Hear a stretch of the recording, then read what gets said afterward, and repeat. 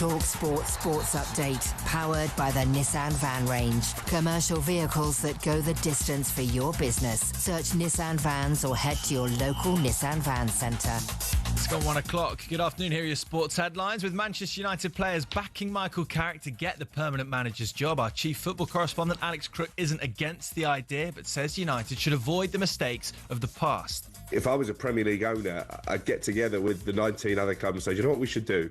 Let's just do 1 year rolling contract. I don't see the point in doing what they did with Ole Gunnar Solskjaer and bowing down to the likes of Rio Ferdinand on TV and dishing out a long-term deal, knowing that maybe it won't work out further down the line. Now, following Arsenal's late win over Sporting in the Champions League, Simon Jordan's confused as to why the first response from many, including Gunners fans, has been criticism over the quality of their performance. I would suggest to you that going away to a very difficult European team, getting a 1-0 win is the archetypal Grade A European performance that most teams will be given plaudits for. Tonight, Liverpool look to arrest their poor form as they travel to reigning champions PSG, and Didi Hamann, who won the Champions League with Liverpool, reckons Arne Slot's one heavy defeat away from the sack.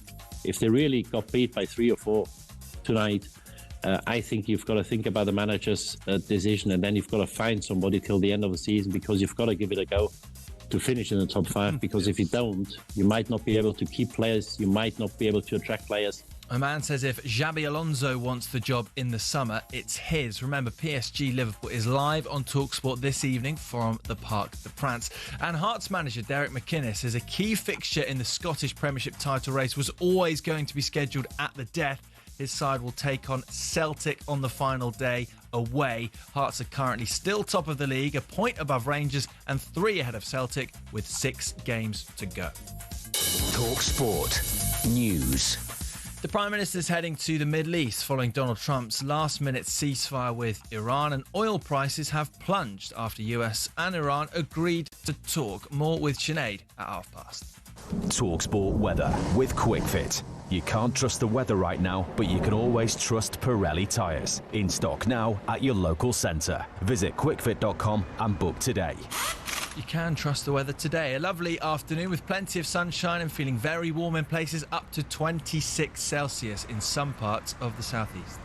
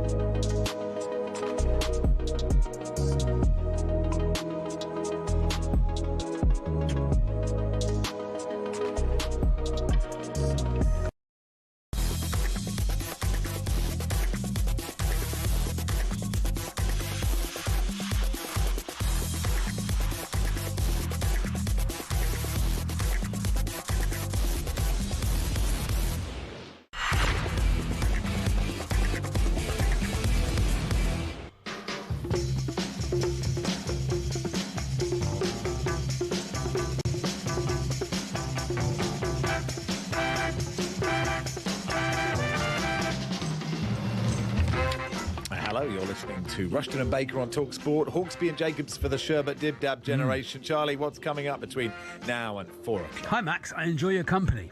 Today we'll look back at a vital win for Arsenal in the Champions League with Gunners legend David O'Leary. Spanish football expert Phil Kitramalides can do some Real Madrid and some Barca Atleti. And Rupert the Bell, ring my bell. We'll look ahead to the Grand National. Comedians Tom Price and Tom Green have a podcast called Golf is Ruining My Life, which should resonate with anyone who plays golf. Gareth A. Davis will look ahead to Tyson Fury's fight at the weekend, and comedian Paul Smith will come and say hello. He will do. And we'll do some Manchester United with the Guardian's man in Manchester, Jamie Jackson. Broadcaster Christina Unkle will join us from the States as we count down to the World Cup. And Neil Mellor will look ahead to the Liverpool game with PSG. Oh, it's everything you need, isn't it? All that between now and 4. Sport. Oh, it's good afternoon, everyone. Get in the way of the programme, won't it? Good afternoon, everyone. Good afternoon, Charlie. I forgot on this programme we talk about sport a lot, Max, don't we, on a Wednesday? We do, but there is that little bit in the jingle that says something like, this show won't ruin your appetite for sport. Yeah. Which basically is saying, they don't put as much sport in as they should put in. There should be more sport here. But the jingle is saying, in the same way that there's often a jingle saying, will Alan Brazil turn up for work? Yeah, okay. That gives him an out, doesn't it? For us, it's, will we talk about sport or not? Maybe we will, maybe we won't. Who knows? We don't really know yet. We don't know yet. Max, I went away on holiday, and while I was away, Torquay United won every single game by a lot of goals. You should move to this place, should you? Where did you go? I'm wondering if it's lucky if I don't be in the same country as them. Okay. Well, I would never leave the country. I know that. I know you are such a Brit, such a true Brit. I live proud in of our lads, proud of the boys, proud of the flag, and I've never been abroad. You've Charlie. never been abroad. I've never been abroad. I wouldn't want to go because I hate all foreign places. But why would you leave when you could just live in Clacton, Max? For goodness' sake. That's a good point. Well, no, I live in the the Newmarket Road end at Cambridge United. Of course you do. Yeah. That's tricky. I don't know. I mean, you know what I mean. And also, we wore our third kit, which we rarely ever wear, which is purple. The goals in purple. So what does that mean for the league table, please, Charlie? What does it mean? We are now third, Max. Oh, we've left it. I think we've left it too late to win the league. There's only one automatic, and that's you have to win the league. Right. I think we've left it too late. I don't know. But playoffs is playoffs. Playoffs is playoffs. But I mean, the National League South is exciting. It's something like 4 points separate the top 8 teams. But the National League is mad. The top 2 is York mad. and Rochdale in the National League play each other on the last game of the season. Do they? Oh no. And it's only one of them will go up, and the other one will be so disappointed that in the playoffs they will just fall apart. It will be over. Yeah. They may as well not even turn up. Because I heard that in the sport that, Celtic will play Hearts on the last day of the season, which could be, it may or may not be a title decide. And then I was looking at the league table because obviously in the last 2 games, we battered Swindon and they equalised in the last minute. Yeah. And then we were 1 up at Cheltenham and we let one in the last minute. So that is 4 points that have dropped. And if you add those, I stare at the league table and I just can't not add 4 points. We don't have the points. I keep adding the points. And we're 4th. And Notts County are 3rd. We've got them at the weekend. Yeah. Then we got a Bromley. And there are so many fans of anyone who's still got stuff on the line who are just it's just terrifying for all of it. It's not fair. They should bother with the rest of the season? Because this is the best bit. No. This is the best bit now. From about 3 games ago to now. Yeah. It's like the best bit. Yeah. When the clocks go forward, that is the best bit of the season. I haven't really... I haven't thought your idea through, but I feel that there are some holes within it. Just pull out a draw for where people are in the table. Oh, okay. And that's it. And then you just go. Because then we don't have to worry about the rest of the year. Does this happen to you? Right. I even though I work in football, I watch all the football, right? I watch so much football. Yeah. I understand how a season works. Even if you don't work in football, you understand how a season works. Starts, in August, finishes in May. It gets to around this point of the season every year, and I look at the league table, I'm like, God, it's like stealth. It's like, there's only 4 games left. I haven't noticed. Where is it? Yeah. It's gone. You get to Easter and you go, there's 2 games this weekend, and then there's only 3 games left. What is this? Yeah. Where is it all gone? Where is it all gone? 8-10-89. I think it happened. Like, in the season. Should I have been concentrating more in November is sort of what I always think, this is the season now. Right, if you've got your head down and done some revision. Max, you said good afternoon to Charlie. Charlie didn't reciprocate. Does he not know how this show works? Well, the thing is, I'd already said hello to Max. So I'm always a bit like, I don't know, I'm never sure about people introducing themselves to each other. Hello, mate, how are you? On air. Because you've normally done a meeting an hour before the show. Yeah, I like pure honesty. I agree with you. I agree with pure honesty. I've got. I even think it in interviews when we have guests on. I've said this before. Right. Is when someone comes on and we go, hello, how are you? Yes, fine. How are you? I think that's a waste. Do you know? Straight in with the question. Bang. Oh, right. So Neil David Mellor, O'Leary. where'd you get your haircut? Poof. Well, hang on. David O'Leary is our first guest. Yeah. My classic would be, hey, David, you okay? That's sort of my go-to. But no one ever goes, not feeling great, actually, Well, if David wanted to talk about it, I'd happily listen. So maybe from now on we have honest answers. If people ask us how we are, we have to say, well, actually... But you don't want that, do you? You don't want that. No, gone for hours. You don't need that. It's just a bit of small talking, Okay, but I don't know if but I'd feel rude going, David O'Leary joins us. That was a good win, wasn't it? Why would you feel rude, do you think? I don't know. I'd just like to welcome him to the show. This show is a warm. This isn't the Colosseum of confrontation, Charlie. This is very, this is very much the. That this is is true. the. This is the Arga small of regional arts centre of discussion. You're right. That's what this is. This isn't. We're not a Colosseum, are we? Yeah, we're very much just like a. This is Please just. come along. It's a nice local pub for just a little chat. That's sort of what this show is. That's So, what we should say, hello, how are you? Jack, Jack, the Chelsea fan, says it's like. I'm assuming. I think he's talking about how quickly the season goes. It's like the ghost sleep. Your alarm goes off. You press snooze, you close your eyes, and suddenly you're 2 hours late. It's that. Yeah. That's what it feels like at the end of the season. That's what happens with the season. Oh, God. Yeah. Ben says, had to pause my podcast when I heard it was rail replacement Rushden on. My second favourite TalkSport presenter. Oh, okay. Might even make a Max magnet for my own fridge. Love you, Charlie. I listened to your Saturday show on Virgin. Oh, you're the one. Oh, good. That's nice. James Blunt, carry you home, eat it. Which a reference doesn't mean much to me. Something. But his James Blunt will carry you home. Yeah. Mark says, I'd be careful steering towards cutting the waste out of the show, Charlie. You won't have much. That's true. You won't have much time. Here's a text topic. Oh, yes. right? This is lovely, Max. You've done some You think this is a good one? Some smashing work here. Beautiful. Thanks so much. Bryson DeChambeau's revealed the latest strand to his career, golf club manufacturing. He is making his own clubs. Wouldn't it be funny if they were literally blue tack? Really bad. Got some massive, big, round wooden. He's really bad at it. He's got his own clubs and they're awful. Like Bryson, you're like number 3 in the world or something. Multi-millionaire from golf. His sound Why are wedge you is about using a foot long. a garden cane? A hoe. He's using a hoe as a putter. Anyway, so the question is homemade sports equipment. I thought it was When going to be, you were have you young- ever used a hoe as a putter? But I think that's for another show. That's for the sports bar. That is it's sports bar hours for me, so it's different. That's true. The watershed's different, isn't it? Quentin says the Auditorium d'Amour. Thanks so much. Very nice. So look, homemade sports equipment. Yeah, lovely. Maybe when you were young and you couldn't afford the thing, so you made your own. Your own cricket bat. Homemade cricket bats is good, isn't it? I mean, at school I won a few games of table tennis with a hymn book. That's not bad, is it? And it's slightly different, but I would make Old Testament a hymn book, not the Bible. A hymn book, not the Bible. No, harder to play with a Gideon Bible. That's a real talented player. It's a tiny little Bible, isn't it? Although it's got a lower centre of gravity than your big old, King James Bible or whatever it was. That has got a good touch for a big Bible. That one, doesn't it?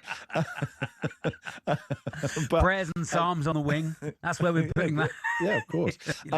So yes, homemade sports equipment. When you had to make your own thing, give us all the details. 8:10:89, please. Beautiful. At Max Rushden at Baker's tweet. This is Rushden and Baker on TalkSport in partnership with Toolstation. Check out their wide range of garden power tools with brands such as Bosch and Ryobi. Next stop, Toolstation. David O'Leary will join us next. We'll look back on Arsenal's win in Lisbon, and will I ask him how he is or not? We'll find out.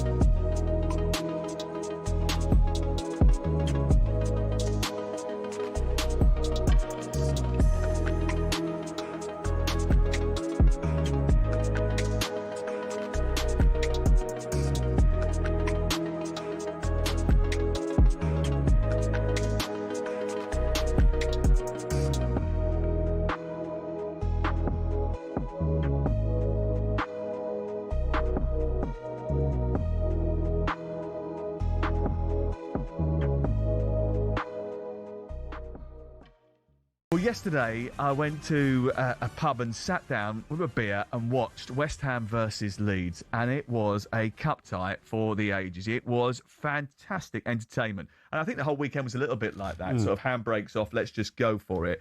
But Leeds United deserve a lot of credit because they could have crumbled when they let in 2 goals in stoppage time. I don't know where West Ham were for the first 91 minutes, but certainly later in the game they came into it. They did have a couple of goals disallowed in extra time as well. And by the way, I'm the biggest advocate of getting rid of extra time and going straight to penalties. But yesterday might have maybe changed my mind. Yeah, agreed. I mean, much like when I scored at Fratton Park, I think at time I ran to perfection. Because, Sorry. How does an FA Cup quarter-final compare to your goal at Fratton Because Park? I turned up in the pub having had a family day when they went into stoppage time at the end of normal time. So I saw the last I bit. saw all the drama of the 2 West Ham goals. Castellanos going through and thinking he made it 3-2. And as you say, the extra time was absolutely brilliant. It was like a basketball match, which you don't normally get in that extra half an hour. We nearly got the story, didn't we, with a 20-year-old kid coming on and saving a penalty and making himself the hero. But, yeah, just a brilliant cup tie. And, listen, this competition takes a bit of a kicking, but I was at St Mary's Saturday night. That was what the FA Cup was all about. And try telling those Leeds and West Ham fans who've not been to a final or won the Cup for decades, for generations, the FA Cup doesn't matter. I don't think superb. it does take a kicking. I think that's just a phrase that people use just to sort of, to blithely, actually, because I don't think it does take a kicking. I think we all enjoy the FA.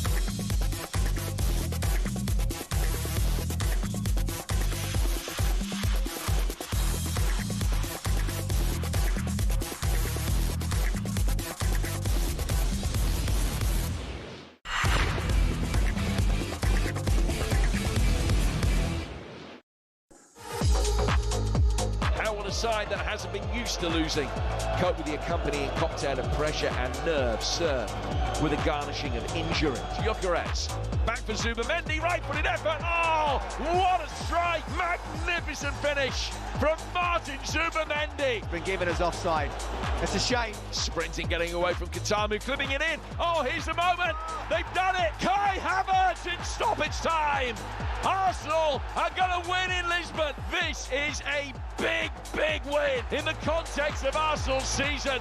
It's back on again. And Mikel Arteta running down the touchline, absolutely delighted with that. And you know what, Jim?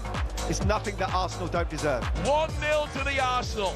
And seldom this season has that familiar refrain sounded sweeter. Sporting 0, Arsenal 1. Yeah, massive win for Arsenal yesterday in the Champions League. Let's talk to a man best known for pulling back John Taylor in the quarter-final of the FA Cup in 1991. Let it go, Max, let it go. He did play 721 other games for Arsenal, though. David O'Leary joined us. Hey, David. Hello, David. Do you know what? I'm going to consider ever coming on this programme again. You know that? He will just never let it go, will he, chap? Have a moratorium on it. David, you need to say, look, I did it, Max. I don't regret it. Let's move on. I just can't remember it. That's what worries me. Feels like it wasn't the most important game of your life, David. It might have been for me. Okay, down to serious business. I mean, that was such a massive moment for Arsenal. Given what's happened in the last 2 games, what a brilliant moment for them. Yeah, a difficult place to go. Even though I thought with the teams that are out there that it was a good team to get. I'd have been very disappointed, if we hadn't have got a result out there. I thought at the end of the day we slightly deserved the win. It was a great impact by the two people that come on. Martinelli always looked a threat, and it was a great ball for Havertz, great touch, and an absolute, great finish, composed after the first touch and finished it well. And it was a great booster to come back and really start against Bournemouth, because we've been knocked out of 2 competitions, but going into this season with the squad that has been assembled, your first target was win the league, and that will be a great booster, the win in Lisbon, to get the league programme back. And going to be difficult opposition against Bournemouth, but if we play the way we can play, I think there's 3 points there. Yeah, I mean, those 2 games, aren't they? Bournemouth at home and Man City away in the league are, after that, the fixture list looks quite kind. And if you beat City, then, that is the title, isn't it? I think you're right. The Havertz is such a balanced and graceful player. And when you sort of compare him with Gyökeres, of course, you need more than one type of player. It is so stark when he comes on, and just his first touch was so perfect. His first touch, and it's his movement. He's not up there as playing as that number 9, and that's where it makes it difficult. His runs into the box late, and as I say, that's what happened last night. And hard to pick up, and he's made a knack of that, being a dangerous player coming in late, and that's what he did there. And his composure after his great first touch was absolutely fantastic with it, and it was a great finish, great time to do it. I must applaud David Raya, though, at the other end. It was nice to see him back in the team. I played with great goalkeepers like, say, Jennings and David Seaman. And you knew you had a really top special goalkeeper behind you, gave you a great deal of confidence. And when I seen him back in the team before the game, Arsenal's always going to be better and be a better team with him playing there. And I thought the initial first save early doors was fantastic, and that was a great help, really, because it didn't give them the confidence. They wanted to get off to a quick start, and they would have achieved that only for his great save. Yeah, Manuel Neuer got man of the match as well last night, didn't he? Do you think Raya's the best keeper in the world at the moment, David? I think him and Donnarumma in the Premier League have absolutely been fantastic.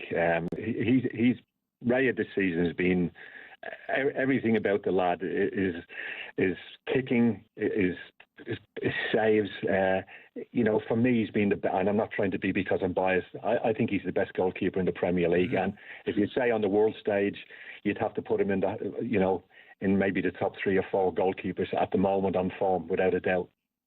Yeah, that first save was, because you had to watch it so many times to see he got a touch, because it was it was a wonderful strike. I'd almost have him as Arsenal's player of the season. I think he's been. I think he's the difference. I think it's a really good point. I think you'd have an argument between him or Declan Rice.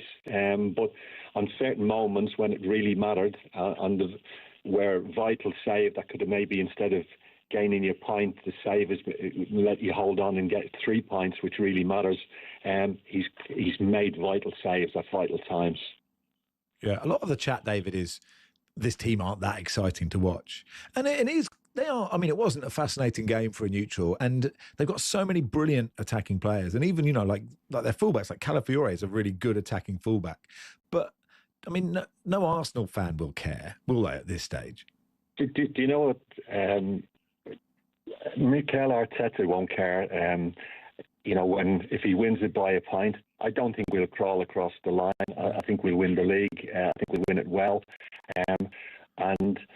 But no matter what, at the end put together, but really well, was to win the Premier League. And I think the second thing is, with the squad, you thought, given the right chance and the right draw, and you never know, Champions League was the second biggest prize, and they're the 2 big prizes that are there still, which you set out for at the start of the season. And we've got, as I say, a great chance to get into the semi-final.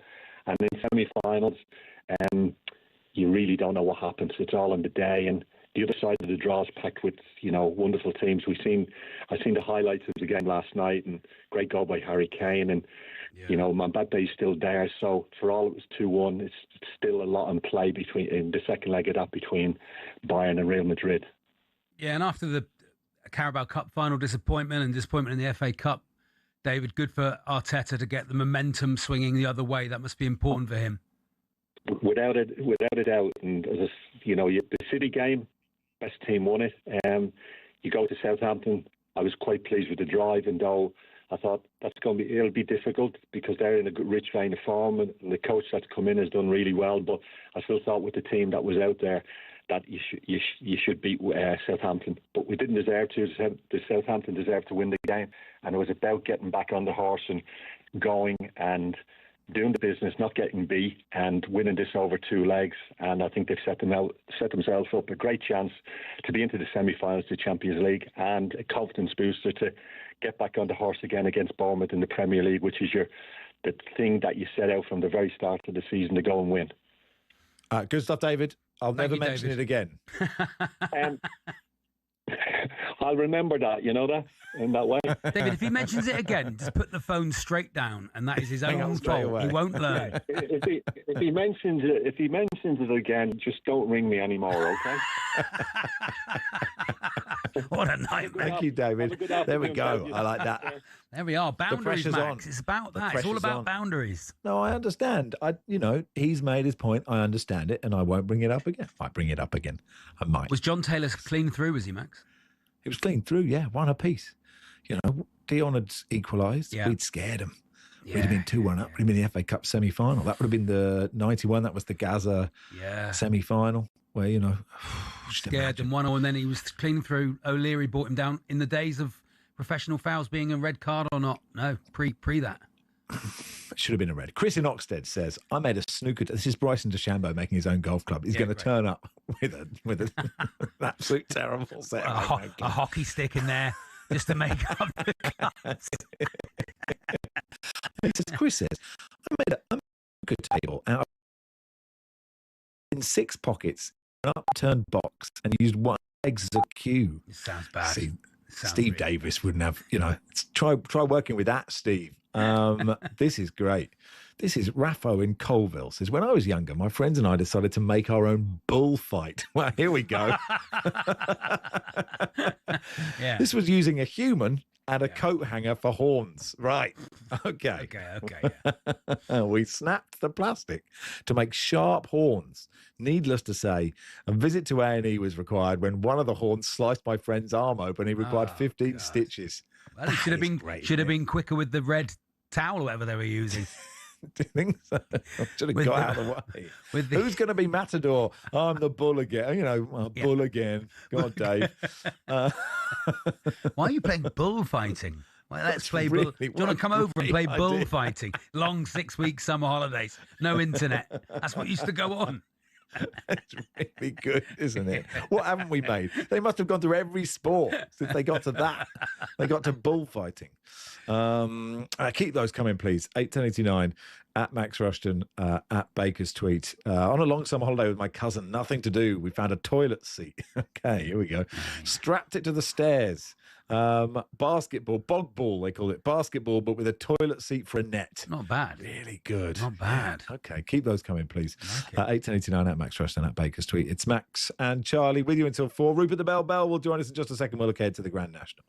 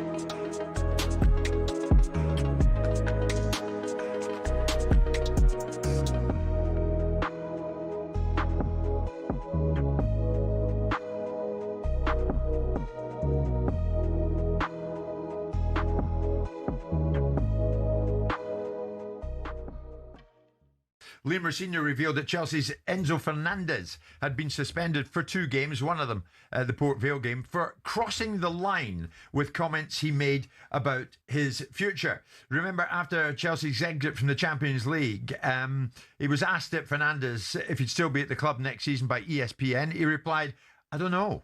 My focus is here now. Then the World Cup is coming up, so we'll see after that." And then during his time with Argentina, he was quizzed about various things with Chelsea, of course, very much in the conversation, and Real Madrid maybe in the conversation. Anyway, whatever he was asked came down to the city of Madrid. "I really like Madrid," he said. "It's similar to Buenos Aires." He was then questioned on whether or not he would consider living in Madrid, and he said, "Yes, of course." Anyway, he was banned for a couple of games. This was Liam Senior on that. Firstly, as a character, as a person, as a player, I have the utmost respect for Enzo Fernandez. What he's achieved in his career, the player that he is. He's frustrated because he wanted Chelsea Football Club to be successful this year. He still wants that, and we still can be. In terms of the decision, I've said this from day one, it's not all about just me. It's not all about the sporting directors or the ownership or the players. We are aligned in every decision that we make. So it was a joint decision. And saying that the door is not closed on Enzo, that's very important. It's a sanction. You have to protect, especially this football club. This is a winning football club with traditions. Should the seal of approval from Manchester United players be enough to give Michael Carrick a permanent contract? Here's Simon Jordan. To manage a football club as significant as Manchester United is not just a bunch of players that are doing well in the short term, that did well, not this group of players, but a previous incarnation of players that did well for Ole Gunnar Solskjaer, and that turned into a bit of a car crash at the end. This after Amad Diallo says he's the right man to bring the club back where they belong. Now, Arsenal's win against Sporting last night means a minimum of 5 Premier League teams will qualify for the Champions League next season. It ended 1-0 in Lisbon thanks to Havertz's 91st minute winner. For the 49th time this season, Harry Kane was on the score sheet as Bayern beat Madrid 2-1 at the Bernabeu. Trent Alexander-Arnold grabbed a late assist for the host, but Danny Murphy says Trent's defensive frailties came to the fore. He's arguably the best footballing right back on the planet because his array of passing and his technical ability is ridiculous. But defensively, he struggles against good quality wingers. He can't cope one-on-one. And Hearts manager Derek McInnes says the fixtures for the Scottish Premiership top 6 split came as no real surprise, but he understands fan frustration. They have no 3 o'clock kickoffs in their final 5 matches, with 2 of them starting at 8 p.m. And despite being the current leaders, Hearts have been given an away game at Celtic on the final day of the season.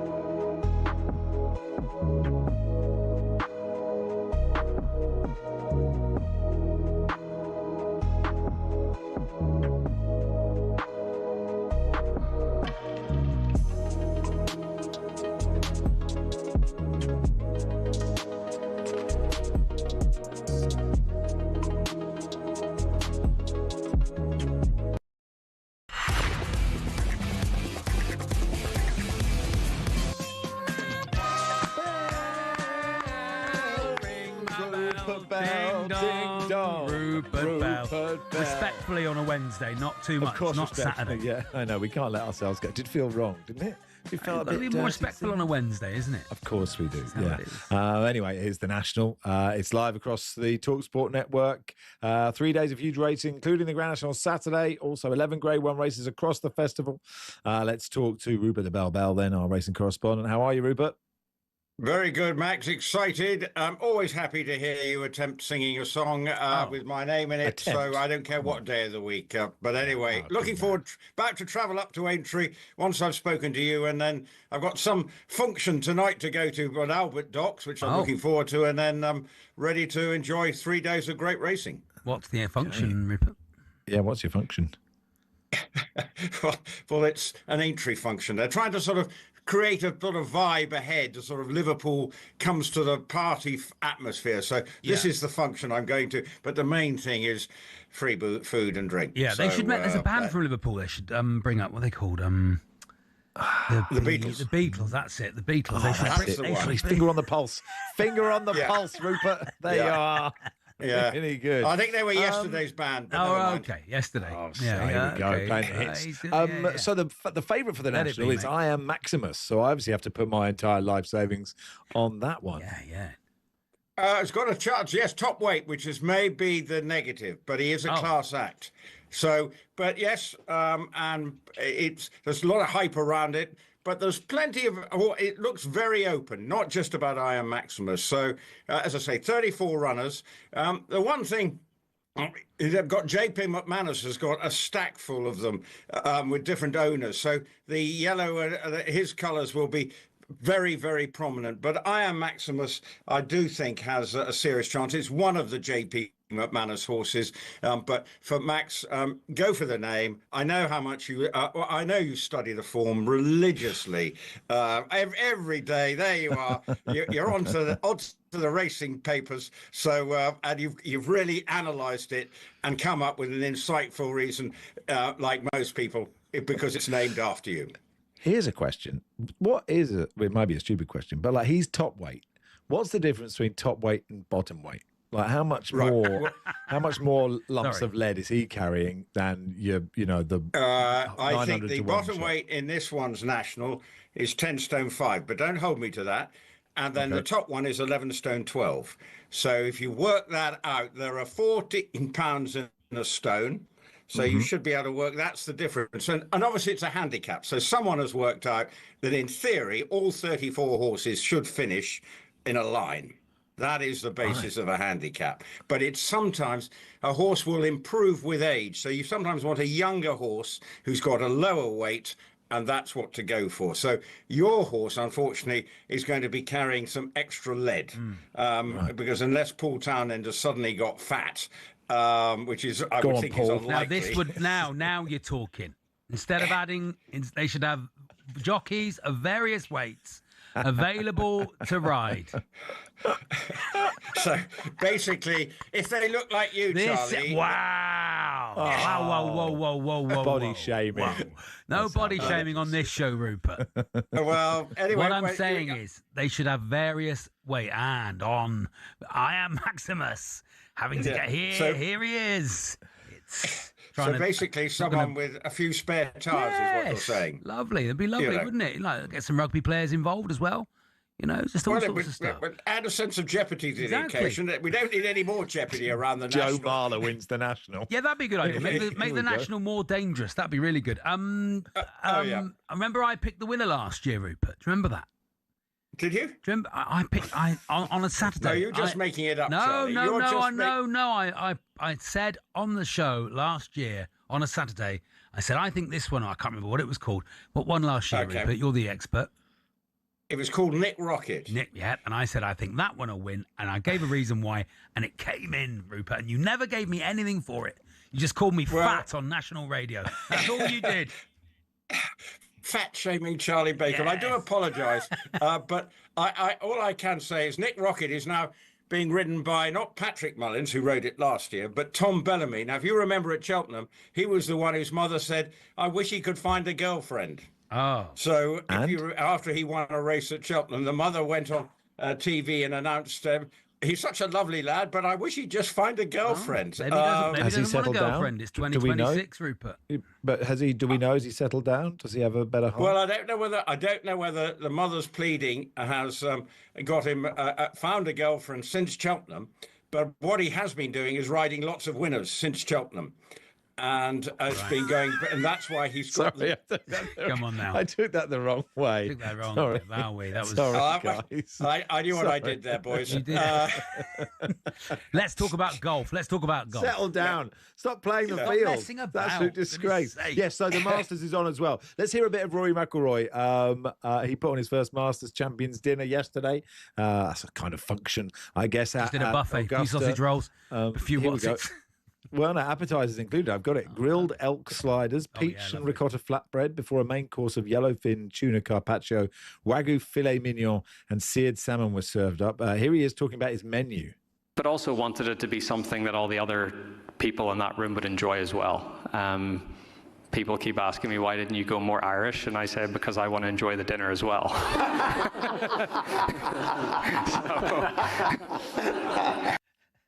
Wow. So who's going to win the golf there? I mean, I could talk about seared tuna carpaccio if you want, but who do you reckon is going to win the golf? Well, I think John Rahm or Patrick Reed are my two selections. But my memory of going with the Masters was the great Bob Bupka, who sadly, of course, we know died last year at the Open. He was still working on the Masters for us 12 months ago. Instead of eating carpaccio, he introduced me to the great southern delicacy of grits. Grits. Yeah, that's classic Bob, isn't it? What a guy. I will miss him. You say, Rupert, have some grits. I can't even get deep as his voice. No. But he introduced me. We went to a diner just outside Magnolia, outside Augusta, and he said, "This is what you're having for breakfast," and it was absolutely disgusting. There was nothing to commend it. Did you order something at else? all, but I'm told.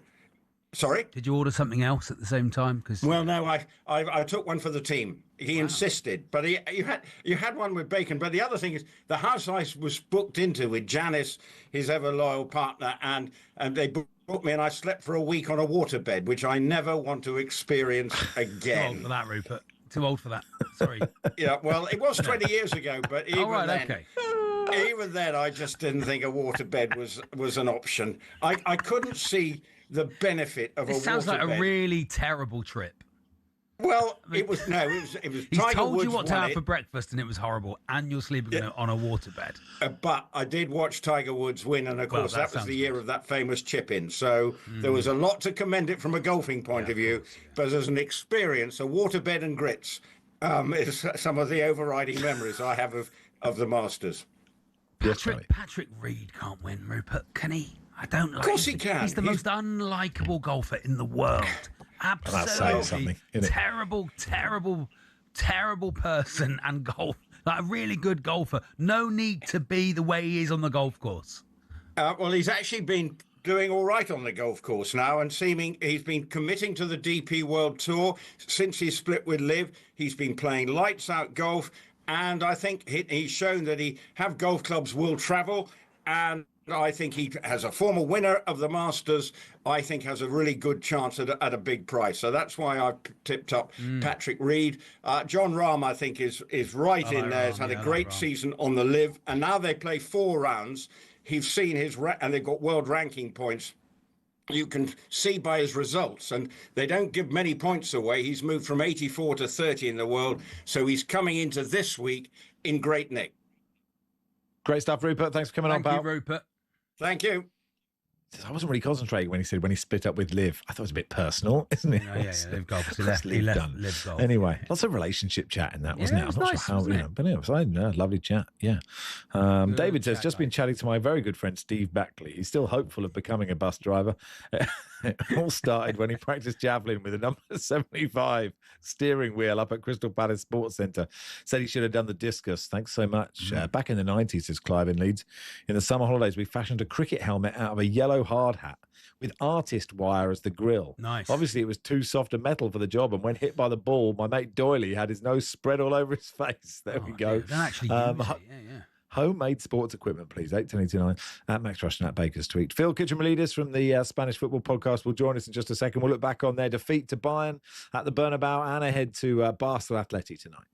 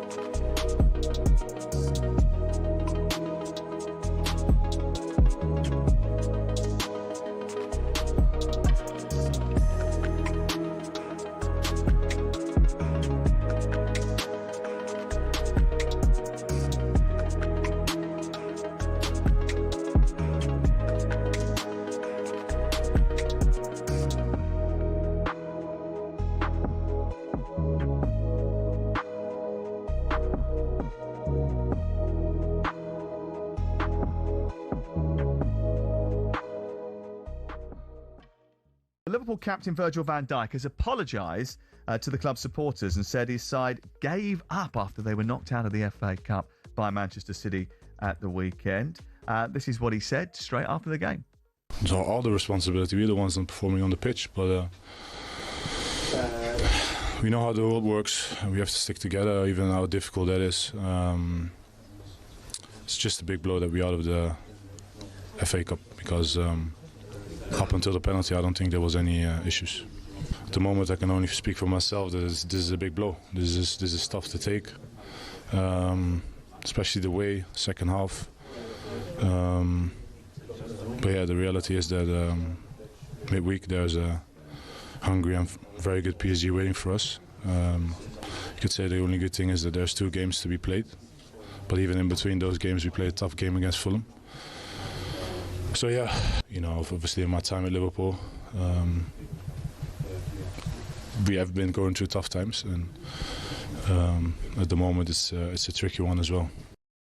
Yeah, a tricky one, and there's lots of mitigating circumstances with Liverpool, and I think we all should always have to remember that. But is he deflecting from his own dip in performance by suggesting that we gave up?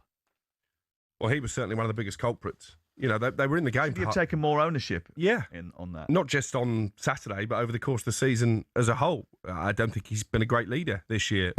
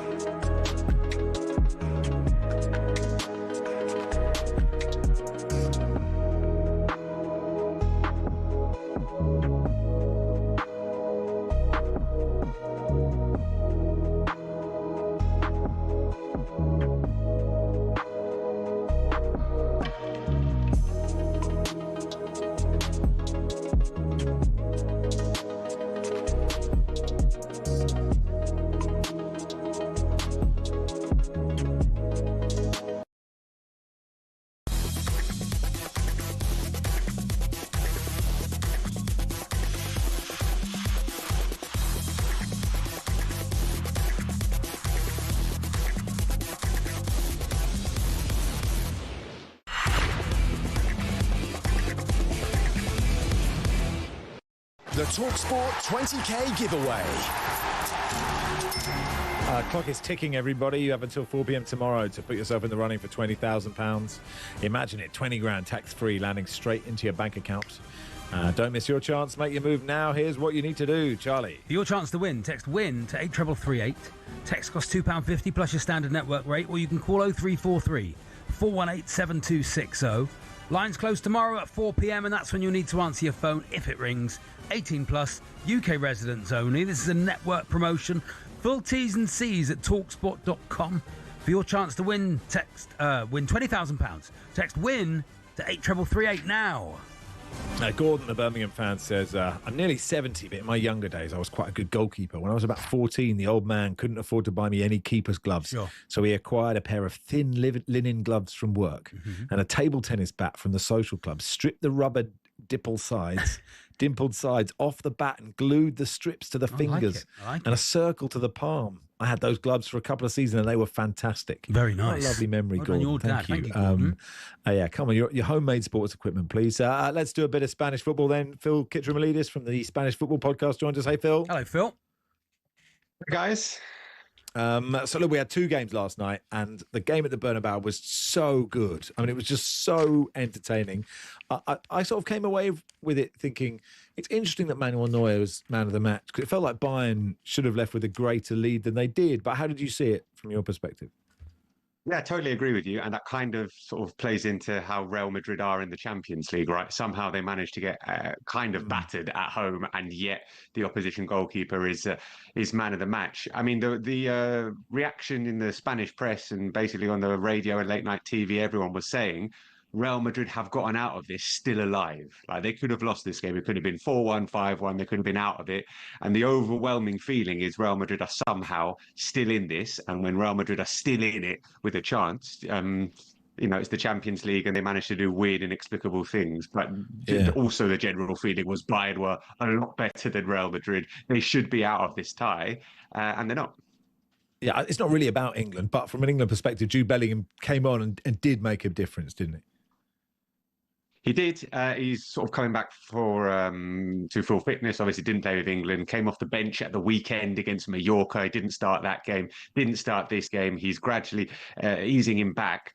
There has been some suggestions about how does Arbeloa, the manager of Real Madrid, get Bellingham, Vinicius Jr. and Mbappe into the team and all playing to their highest level. I mean, it sounds ridiculous. They're three of the best players in the world. They're Real Madrid's three best players, and they should all be able to play together. But when the three are in the team, it doesn't feel like all three ever really hit their high notes. So yeah, that's definitely a question mark over those players. But the manager's like, if Bellingham is fit, when he's fully fit, he's going to play every game because I love him basically. Yeah, Real Madrid 7 points off the top. Phil, in La Liga, this is an important competition for them. You know, they need to win it, basically, don't they? Otherwise, the managers will go, the players might leave. You know, it's a disastrous season for them. Yeah, I mean, they basically need to win the Champions League every season. That's kind of like the baseline, the starting point of every season. Like but very high. It feels like a very high line to me. That, but you know, that's what. Yeah, that's why they're the most sort of demanding, shall we say, fan base in the world. It's difficult to please because they think they should win the Champions League every season. But yeah, you're right. Like this season, they got knocked out of the Copa del Rey, the Spanish Cup, by a team in the second division. They're 7 points behind Barcelona. They lost the Spanish Super Cup to Barcelona as well, and Xabi Alonso got sacked. So it's basically last roll of the dice, and they're trailing to Bayern Munich and have got to go and try and win at the Allianz Arena where nobody's won for a year. So it's not looking good for Real Madrid. I think whatever happens, Arbeloa won't be there next season. I think they're going to try and find someone else to take the Real Madrid project forward. But the Real Madrid project is notoriously difficult to get right, and it's some difficult moments ahead for Real Madrid, I think. There's talk of Jurgen Klopp, isn't there? Is there any truth in that, do you think, Phil? Well, if you look at who's available and, you know, who could come, who could they get with the cachet and the experience and the ability and the name, he is the top of the list, I would say. But whether or not he comes is another matter. But I would say of the people who are available, he would be right up there with their favourites. Yeah. I mean, it would be good fun, wouldn't it? I thought Elise. I mean, you know, so much is talked about the Real Madrid forward line, but Elise and Luis Diaz, either side of Kane, is when you think they've still got Musiala to sort of fit back in there, and, you know, Gnabry played well as well. But those three I thought were so good. They were so good. Yeah, I mean, I was there last night and I hadn't seen Michael, and I was just sort of blown away by how good he is and just what a step to the next elite level he's taken. He is really up there. You know, it's very boring to talk about the Ballon d'Or, so I won't, but he is up there in terms of being one of the most elite players in Europe this season for sure. And Harry Kane wasn't fully fit. I don't think he looked a little bit cumbersome, but he still scored a brilliant goal and still has the class on the ball. Yeah, I mean, Bayern are absolutely a fearsome outfit going forward. There were a couple of gaps, a couple of chances that Real Madrid had, though, and that's the thing. You know, that's why Neuer was the man of the match, because Real Madrid did manage to get in behind them. There were one or two opportunities for them. Upamecano made one big mistake in the whole game, I think, and that let Vinny Jr. in. So, yeah, I mean, going forward, they're sensational. They're still pretty good defensively as well, but Real Madrid feel that they're still in this. And Arbeloa said after the game, "We're Real Madrid. We can win anywhere," which, okay, you know, it's a nice phrase, and, you know, I guess technically you're right, but it feels like they are, you know, big outsiders, even though it's only just a 1-goal deficit. Do you think with Bayern, right? This is one of my stupid theories, so I apologise. Okay, good. Before I start, you know, in teams sometimes in training they'll play against no one to get patterns going, won't they? The forward line will play against nobody, so they can get the patterns going and they can work it out. Do you think they win so often and by so many goals that they're just such a well-oiled machine that when they do come up against even good teams, that they're so used to playing those patterns and formations that they have the confidence to do that? They really look like a well-oiled machine yesterday, genuinely, you know, those front three, the way, and, you know, you're right, the patterns and the interchange and the movement between those three was so exceptionally well drilled. And dare I say it, in sort of stark contrast to Real Madrid, who didn't have those. You know, Real Madrid don't have any kind of style of play. It's kind of like get the ball to Vinicius and see what he can do, get the ball to Mbappe, see what he can do, but that's it. Those three working together look sensational, and you can tell the difference between a well-drilled, oiled unit who have been with their manager for a year and a half, who know how they want him to play, and this Real Madrid side who don't have a clear defined identity. This novice manager came in January in emergency and has lost almost a third of his matches. So, you know, they're scraping along just about on individual talent, but I think you could clearly see the difference in ideas and setup and plans between the two sides yesterday. Quick one, Barca Atleti. Is it straightforward that Barca go through this over 2 legs or not at all? No, it's not. I mean, they played at the weekend in La Liga, and Barcelona just about won 2-1 thanks to a slightly fortunate Robert Lewandowski goal at the 88th minute on Saturday. Atletico Madrid rested loads of players. Barcelona missing Rafinha, and they're really, really missing him as well. Pedri's looking a little bit tired. Lamine Yamal is absolutely brilliant, but he's been a bit unhappy recently. Obviously, there was the very sad incident with, you know, sort of Islamophobic chanting for some of the Spain fans in the international break. He got some abuse from the Atletico Madrid fans as well, and he didn't celebrate the winning goal. He sort of stomped off in a bit of so let's see what they cook up this evening. But it's a really, really fascinating tie, the winner of which will probably play Arsenal. Yeah. Thanks, Phil. Thanks for coming on. Cheers, Phil. Brilliant. Pleasure, guys. Phil Kutchermanides there from the Spanish I think that's Football my Podcast. favourite Harry Kane finish last night, that one where he sort of really does a really hard pass into the corner. Yeah. It's really sort of 49 goals straight now. in the First Englishman in since Clive Allen in 86-87 to score 49 in a season in the top 5 English leagues, top 5 European leagues. He's good. He is good. So good. Is he anyway, in the you can shout catch up on. Sorry, Max. Is he in for a shout at the Ballon d'Or or not? Do people always think he should? I'm with Phil. I don't care. Oh, I'd like him to win it for him. Well, I'd like him to win it, but I don't care. I'd like him to win the World Cup. Last night's talkSPORT Daily podcast, Adrian Durham joined by Scott Minto, Jim Proudfoot and Alex Crook. Full in-depth roundup of yesterday's Champions League and a look ahead to a blockbuster night on talkSPORT as Liverpool travel to PSG. This is Rushden and Baker on talkSPORT.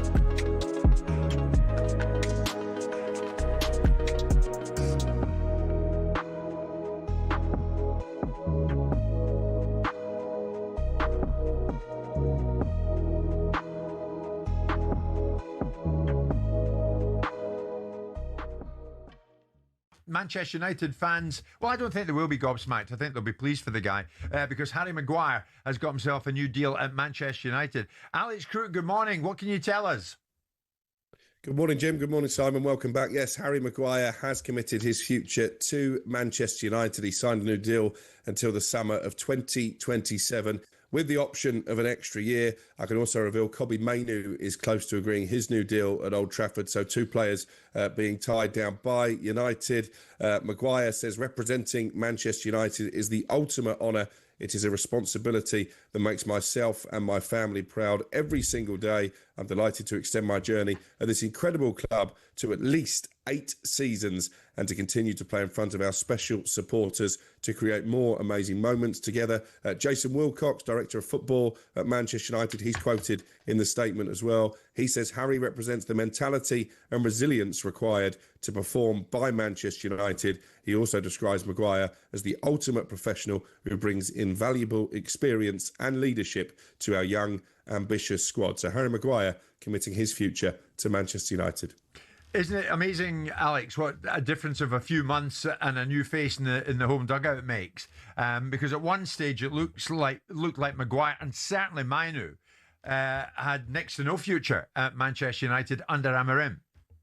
Absolutely. Maguire wasn't first choice by any means at the start of the season. Kobbie Mainoo wasn't getting into the team.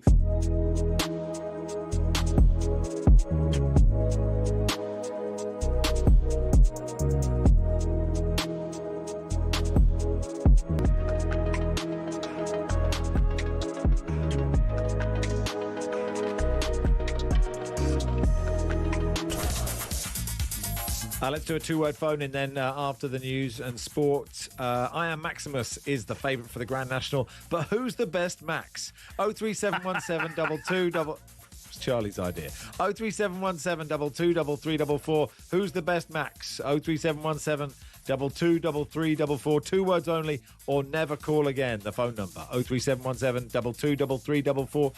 It is just gone 2. Let's get the sports headlines with Will Hobbs. talkSPORT Sports Update powered by the Nissan Van Range. Commercial vehicles built around your business. Search Nissan Vans or head to your local Nissan Van Centre.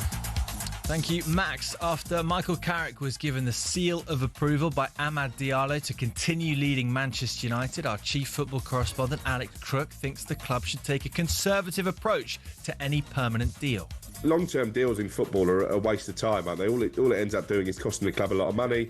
And I think you're right. A one-year deal until the end of next season, give him a full season to prove himself, I think will be the ideal scenario.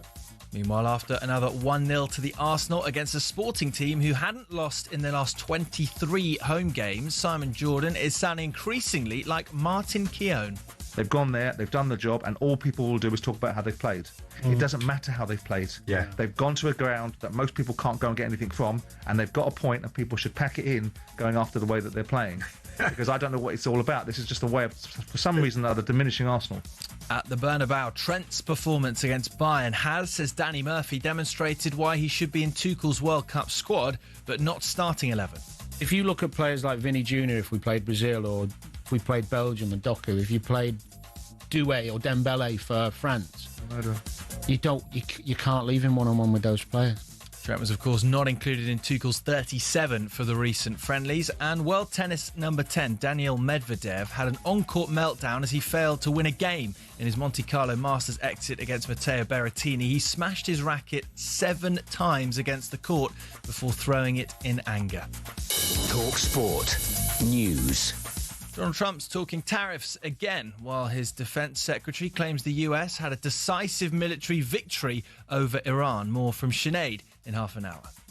talkSPORT weather with QuickFit. The tyre transfer window is hotting up and we've signed a multi-generational talent with Continental Tyres. Visit quickfit.com and book today. A lovely afternoon with plenty of sunshine and feeling very warm in places, especially across the south and east.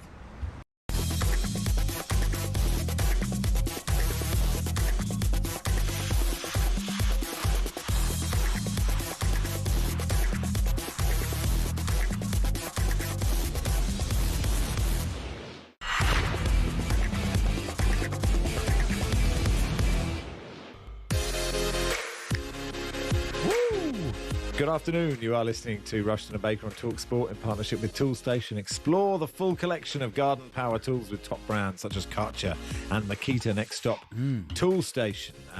Two-word phone in 03717 223344. Because I am Maximus is it's not like a precious ego thing for me. I came up with it as well. I came up with it. I am Maximus is the one of the favourites for the Grand National, as Rupert Bell just told us. I want to know who's the best Max. Who's the best Max? 03717 223344. Two words only. Or never call again. Meanwhile, Jerry says, on the subject of homemade sports equipment, Bryson DeChambeau has made his own clubs for the Masters. Yeah, I like it. It's absolutely down. He's got a rake in there. Me and my brothers made a small dartboard from a thinly sliced log of wood. We stapled tying wire into a small selection of singles, doubles, and trebles. Who's got tying wire knocking about? Oh, I love this. The time we had as kids. The internet. The internet spoil all this sort of thing. I think kids are probably still doing this. Still doing it, but they film themselves doing it. And then go, that's hey, true. here's a great hack. If you want a dartboard at home, get some tying wire. Yeah. Welcome to my channel. Life is different. You know, the bullseye was a bit too complicated, says Jerry. We had great fun till one of us was impaled by a stray dart and Dad decided to put the log to its originally intended use and burned it. This says... I'm really proud that years ago, when my brother Ed and sister Maria were still in primary school, I was always looking for exciting competitive games to entertain them. I set up a show jumping course in our back garden using bamboo canes across boxes and buckets, and I would time their efforts. Love you, Max and Charlie. Love you too. Says this one. Paul's been in touch. Paul's been in touch. Hey, Paul. On my Instagram, actually. Step ladder for a net to play tennis. Yeah. During the 2 weeks of Wimbledon. Yeah, I mean, during Wimbledon, during those 2 weeks, you use anything for tennis, don't you? Anything at all when you're watching it. Very good. The stepladder as a net is good. Yeah, Gareth in Swansea says, as a kid, I used to make our own go-karts out of plank wood. We used to do that, yeah. Pram wheels, you wanted. You always wanted the wheels off a pram. Pram wheels for the back wheels. Yeah, absolutely right. A small bit of wood as an axle for wheels. They used to use the metal wheel bearings from our local bus station, which used to make a big clatter on the concrete pavement. To add a bit of excitement, we used to get petrol from the local petrol station and order it throw it across the pavement. He'd set it on fire and ride through it. Who's this? Who would do this? To anyone under 25. If anyone, I mean, I don't know how many people under 25. Are you under 25, 8, 10, 89? This show attracts, but that story sounds like it's from about 100 years ago. This is from David in Watford. Says, homemade games. How to practice driving a cricket ball in the back garden if you don't have nets. Tie a cricket ball to the washing line. Yeah. Get it just off the ground at half volley height and off you go. Alas, he says, the sitting room window was very good at mid-off catching. As Dad was a keen cricketer, it wasn't as bad as it could have been, as the window shattered around him, says David. Should we do a two-worder? Yes, please. Okay, here we go. What's the best goal, Andy? Josimar. Oh, lovely. Just one word needed. Ian is a Man City fan. What's the best year, Ian? 2012, Aguero. Oh, never call again. Too many words. Don't use your phone again. Michael, throw your SIM card out of your phone. Throw it out the window. Drive over your phone. Burn it. Michael, as a Preston fan, what's the best goal? Poppycock. What a great phone-in. Here we go then. The favourite for the Grand Nationals, I am Maximus. The simple question then, who's the best Max? Trevor's an Everton fan. Trevor, who's the best Max? Max Headroom. Max Headroom, very good, yes. Yeah, it might be a full house for Good Max shout. Headroom. Colin's a Sunderland fan. Who's the best Max, Colin? Max Power. Max Power was a good player, yes. very good player. Steve's a Liverpool fan. Who's the best Max? Hello, Steve. Steve, the Liverpool fan. Who's the best Max? Steve. Moving on. Oscar's an Arsenal fan. Who's the best Max, Oscar? Pepsi Max. Pepsi Max. Pepsi Max is good. It is good. Cherry Pepsi Max. Excellent. Yeah. Very nice. Chris is a Huddersfield fan. Chris, who's the best Max? Maxwell House. Maxwell House. Yeah. Lovely cup of coffee from Maxwell House. Very good. Dave is a Newcastle fan. Who's the best Max? Max Factor. Max Factor. Yeah, very good. Stuff. Nice one. Dan is a Spurs fan. Who's the best Max? Verstappen. Max Verstappen. There we are. Current actual sports person. Yeah, let's go to North Wales. Simon's a Liverpool fan. Simon, who's the best Max? Max Bargrave. No, yeah, I want to tell you a story. Come on, Ants. Yeah, let's play for big money. Kevin is a Liverpool fan. Kevin, who's the best Max? Maximus Decimus. Maximus Decimus. No, that is. Yeah, is he it? couldn't Is say that the rest of it because it's 2 words only, so he played it well. What a good phone. Very, very good. Very good phoning. Thanks, everybody. The phone in. Use your phone. Ring the phone. It's the telephone. Time for a phone call. Ring, ring, ring. Hyperbole. Intrigue. 2 words. Thoughts. Consideration. It's your time to shine. People saying their thing. Get on with it. You on the radio. Imagine that. Here's a story from Good Idea, Charles. A good phoning. Thanks. I wasn't expecting to get it. I thought we'd have had one Dowman. No, didn't have one Dowman. And I thought I'd have had to dump 2 names if they came through. But, we didn't have to dump any of them, so that was good. Well done, yeah. This is from the Daily Star today. Sad news for this 300-million-year-old fossil, hailed as the world's oldest octopus, because it's turned out to be something else altogether. The artefact even featured in the Guinness Book of Records. New research by British boffins. Thank you for doing this research. Shows that it was a case of mistaken identity, as the fossil is not an octopus at all, but is fill in the blank. Is not an octopus. Not an octopus. I'm not an octopus. That's what he said. Because he was being asked to do so many things 300 million years ago. Even 300 million years later, you're not safe, Max. You're not safe from being misnamed or misgendered or whatever you're going to be No, it was clearly 300 million years ago. This thing was asked to do a lot of things. It was asked to do a lot of things. A shark. He was asked to do a lot of things, and he just said, "Look, I've not got 8 arms. Carry all these things. I'm not an octopus. I'm a spider." Yeah, exactly. I can't do it. What was it? I was a modern multi-tentacled shelled anemone. So it was hard to get. It was hard. It was a hard quiz. If I'd have got that right, I'd have definitely read the story. You got it right. You've had to say, I retire. Lost ferret Frankie, who jumped into a police van for help in Barkston Ash in North Yorkshire on Friday, is back with his owners. Oh, that's good. Good news. Good news. It's good to bring you some good. The world's about to end, but a ferret's back with its owners. That is what it's all about, isn't it? It's what it's all about. Civilizations are going to be destroyed by a maniac president, but this ferret is in his house. Charlie, never call again. The rough with the smooth. Charlie, never call again. Cherry Pepsi Max, too many words. I do apologise. It's 2 words only. And if I'd have said Cherry Pepsi Max, then I'd have been kicked off. Do we need the Max? Do we need the compliments? Well, it's nice. It's nice, isn't it? Okay, but people then they send us the horrible ones, but they can. The horrible ones are good. It's all content. Harry the Charlton fan says, "Dear talkSPORT, thank you for Max and Charlie." Oh, that's just nice. for us. Yeah. That's nice. It's nice, isn't it? Now you like it now, don't you? I feel life good now. is tough at the moment. He says life is tough at the moment, and these 2. But this is actually it's too much. Too much for us. It's for someone else to read. Can we just? I'll just screen grab it and I'll send it to the boss. I'll just put it on that Instagram. Right now. Put it on your Instagram. No, I'm not going to put it on Instagram. I can't put it on Instagram. It says these 2 brilliant broadcasters are a wonderful tonic. I'll screen grab it. Shall I start a WhatsApp group with you and the boss? Why not? Lovely. See if he likes it. You've got to. Sometimes he won't like it. He would disagree. You think he'll like it? I think he'll like it. He might do. He's probably listening. He's kept us on air. So we're still on air. Yeah. So that's nice, isn't it? Are we still on air? It's always good to check. An hour and 15 Oh, we're still on air, 8:10:89. 8:10:89. What are we doing next? We're doing Tom Price and Tom Green. They're here. 2 comedians have got a podcast called The Golf is Ruining My Life. And we will talk about how basically, probably for anyone who plays golf, it does ruin your life. We'll do that in a second.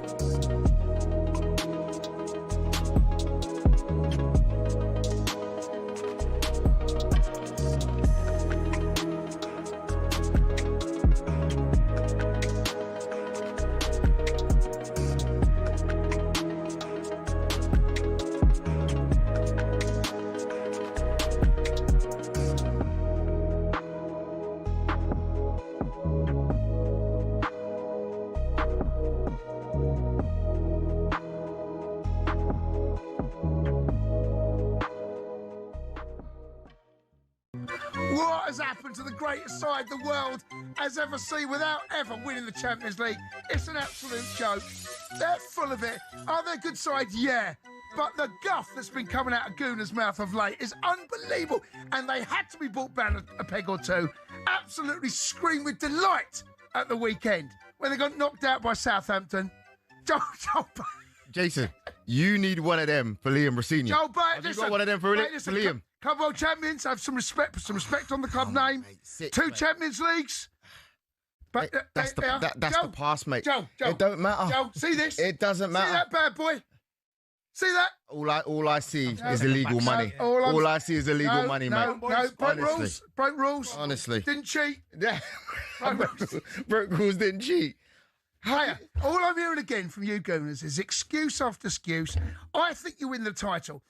You lot now, Bottle Job FC, are at it again. You're at it again. How can you say that? You've just won the Club World Cup and you're probably not even going to make it in Europe. You're struggling at the moment, man. What's going on? Seriously, come on, man. Listen, you said it yourself. The league is ours, right? Champions League as well. We've got an easy route. So it's what? The league is over. It's done, is it? It's done. It's cooked. 9 points clear. Cooked. It's done. I've got a quick question, though. Go on, mate.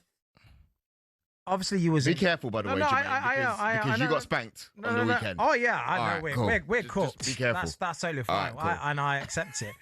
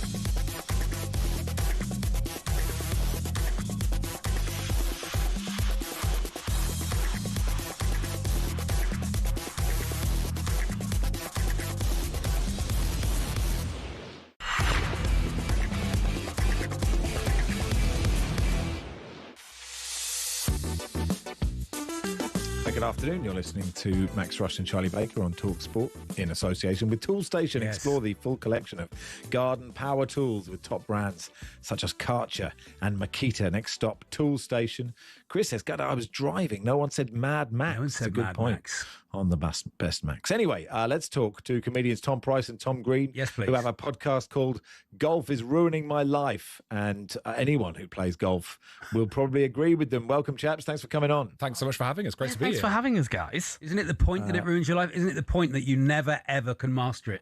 Yeah. No one, not even the pros, ever go 18 under par. Yeah. It never happens, no. Never happens. There's amazing footage of the pros when they're on the driving range, and these guys are insane, and they're still talking to each other going, oh, I'm just trying to fix this pivot I'm doing. Well, my problem is my right wrist is coming through too much. And you're like, oh, if they're still doing it. Yeah, they're still talking What about chance do we have? None at all. Zero.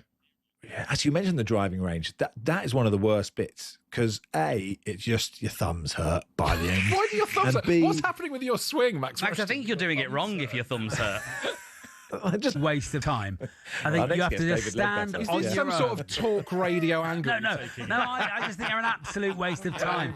Everyone I've ever seen, I've just had a lesson, then plays a lot Yeah, worse. you famously get worse after lessons. It's one of the few things, one of the few sports where you go and practice it and pay someone to help you get better, and then the following round after that will be a disaster. Can I say, Charlie Baker, I've seen you doing Edinburgh previews. Awful. Yeah, right? awful. I mean, and because the live audience, they're teaching you. Then you get to Edinburgh and you're an incredible comedian, right? Yeah, you very have funny. to go through the bad stuff, okay? That's what you've got to do.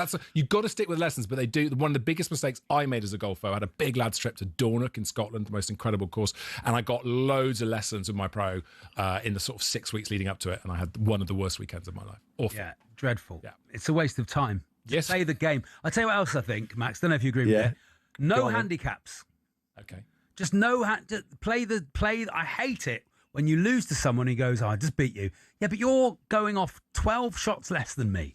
It's no other sport. No other sport is like But it. does it? Is It's an that what makes absolute golf waste of time. amazing? No handicaps. Right. That is my other rule of golf. Right, okay. To avoid the bandits, you All mean? go off scratch. Right. Everybody goes off But scratch. you would never... You would never win. Yeah, you would would never never get better at the game. Right, sure. Only play people you know you can actually play. Yeah. The handicap system is a disaster. It has changed recently. It has become much worse since the World Handicap Index was introduced a couple of years ago. And there are a lot of people off handicaps that are not accurate. But it's part of the fun of the game. It means that if you lose to someone with a great handicap, you just say, it was a bandit, right? You've always got an excuse available then. You can always rationalise being bad at golf. Tell us about the podcast. Do you just sit there and just go, I hate this? Yep. See you there. Max, welcome to the show.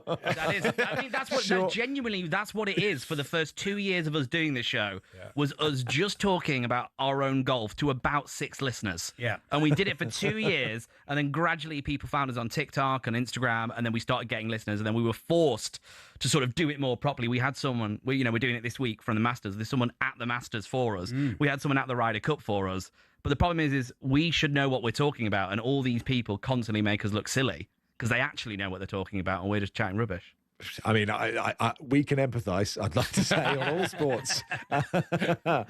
So it's sort of taken a direction into, you will talk about actual, the golf and like the results and who's winning and who isn't, and then it'll go back to, and you should have just, because all you need is one good shot around, you know, and then you can talk about that as well. That's it. There's no other sport quite like that, right? Where in one moment you can ascend through the clouds and suddenly you're a genius, and then seconds later you are an absolute imbecile. And that is the thing golf teaches us all the time. But we divide our time on the podcast between talking about the pro game, talking about what's going on in the pro game. So the Masters, we're doing daily episodes this week, of course. But then equally we'll spend, Tom and I have been known to do half an hour talking about where you should put a rake in the bunker. Like, we can get distracted. Good question. It is. One of our biggest clips. Quarter past 3.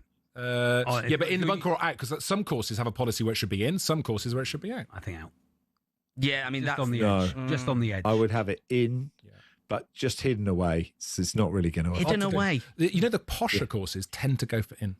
Do they? Well, there you go. This is the sort of minutiae we're in on the podcast. This is the sort of thing. Do you think golf's in trouble? I think golf's in trouble. It's too expensive, takes too long. People haven't got the time to play it anymore. People can't afford the membership fees. Yeah. They need to make it 12 holes is around at the most, and need to stop all golf club banter. It's the worst, isn't it? Oh, yeah, well, just surprised to see you get your wallet out, actually. There is a lot of that. Yeah, a lot of that. It's bad. The podcast is often described as the sort of conversations that you'd have in the clubhouse afterwards, but I don't like that because it's not a compliment. That's the reverse of an advert for the podcast. I think it's true though. There is a lot of bad chat on golf courses, but you know what? Sometimes we'll dig into that and we will talk about absolutely anything to do with the game. You're right. 18 holes is too long, but there's always the option, Charlie, to play 9 holes. Or like you, the number of times we've had matches lined up, you could flake the day before. I am flaker. Charlie Flaker, ladies and I'm very aware of that, and I wear it on my sleeve. Wasn't Charlie supposed to do the podcast a couple of weeks ago? It flaked. And you flaked on the day. I think you'll find that you flaked first. It's 1 all. It's 15 all. I knew you flaked because we flaked. Can I ask about the stuffiness of golf, and do you think that is changing? Because I think there is a good point there that you want sport to be as accessible for kids as possible, and it's already quite expensive anyway. But that kind of, this is where the captain parks, take your baseball hat off in the club, all that stuff is, and there's a lot more public courses who understand that if you want to get young people in, you just can't have that vibe about you. But I think all that is changing. It really feels like it is. Oh, the one thing we speak about a lot on the podcast is the cap thing, because I just can't get my head round the having to take your cap off when you go inside a clubhouse. The comments we always get are, would you wear a cap in a restaurant? And I say yes every single time. And people get quite angry. And I'm like, well, if you work in McDonald's, fair enough. Yeah, exactly. But no, it is a sport that's getting way younger and it's getting more fashionable now. And we see the people who come and speak to us about the podcast. It's all fans of the TikTok channel. You know, it's not the idea that it's all old men, I think, is wrong now and is definitely improving. Like, there was a massive thing we did on the show a couple of years ago. This was how much it's changed in a few years. There was a big conversation of, can you wear a hoodie? Yeah, that was like press in the golf world, is can you wear a hoodie? And now, yeah, of course you can. Yeah, I think it was Danny Willett wore a hoodie, didn't he? During the let's talk about the Masters. Shall we, Max? You ask a question. Go on. Who do you think's going to win it? I reckon you could have got that. Was in your locker as well. I tell you what, the questions are searching. I like this. You feeling searching? I'm sweating. I think that... Answer the question, Tom. Did you threaten to overrule him? I would say it is the most open Masters for years. It is a very, certainly in terms of the talk before, it's a very European-leaning Masters in terms of the chat. I'm looking hard at Fitzpatrick, which isn't necessarily a lovely thing to do, but I think he's fantastic, and I think the best fact you can look at for working out who's going to win the Masters, right, is this stat.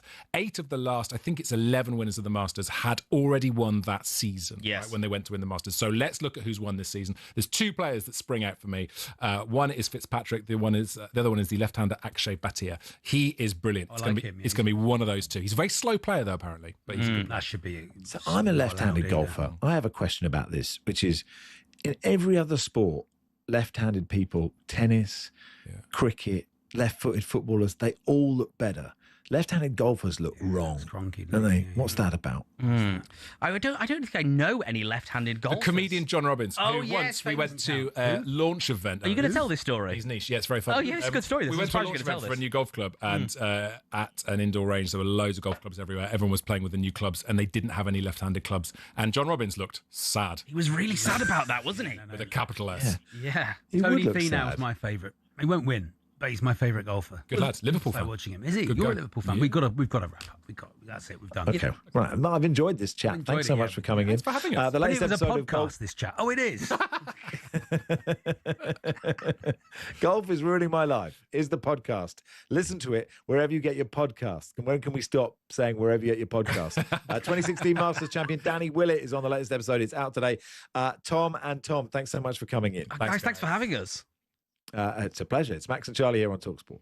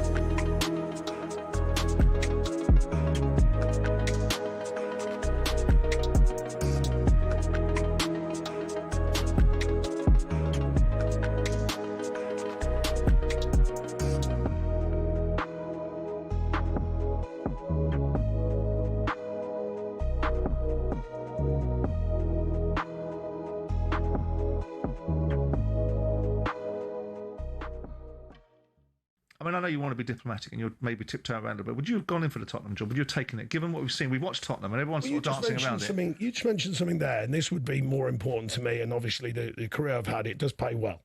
I wouldn't go in there. I wouldn't look in for money. They could offer me a massive amount of money. I'm sure they're capable of it, and I'm sure, well, allegedly, they've offered De Zerbi a massive amount of money. It would have been about No, it'd have been about what you're going to gain me as a human being.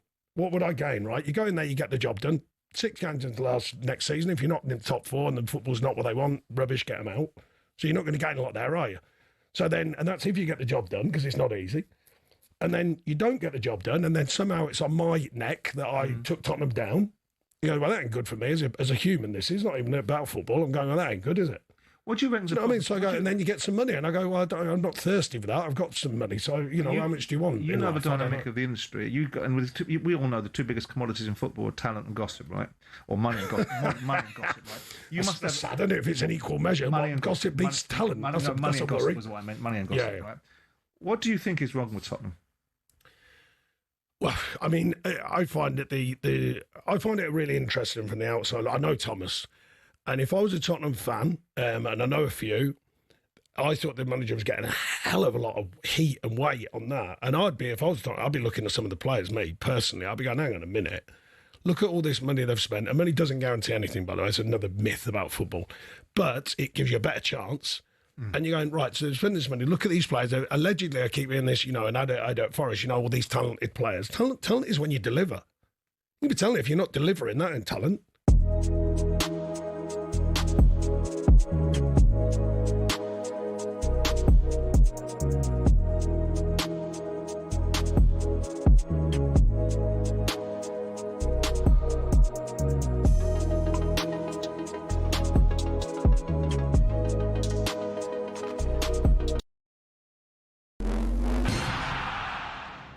Should the seal of approval from Manchester United players be enough to give Michael Carrick a permanent contract? Here's Simon Jordan. To manage a football club as significant as Manchester United is not just a bunch of players that are doing well in the short term, that did well, not this group of players, but a previous incarnation of players that did well for Ole Gunnar Solskjaer, and that turned into a bit of a car crash at the end. This after Amad Diallo says he's the right man to bring the club back where they belong. Now, Arsenal's win against Sporting last night means a minimum of 5 Premier League teams will qualify for the Champions League next season. It ended 1-0 in Lisbon thanks to Havertz's 91st minute winner. For the 49th time this season, Harry Kane was on the score sheet as Bayern beat Madrid 2-1 at the Bernabeu. Trent Alexander-Arnold grabbed a late assist for the host, but Danny Murphy says Trent's defensive frailties came to the fore. He's arguably the best footballing right back on the planet because his array of passing and his technical ability is ridiculous. But defensively, he struggles against good quality wingers. He can't cope one-on-one. And Hearts manager Derek McInnes says the fixtures for the Scottish Premiership top 6 split came as no real surprise, but he understands fan frustration. They have no 3 o'clock kickoffs in their final 5 matches, with 2 of them starting at 8 p.m. And despite being the current leaders, Hearts have been given an away game at Celtic on the final day of the season.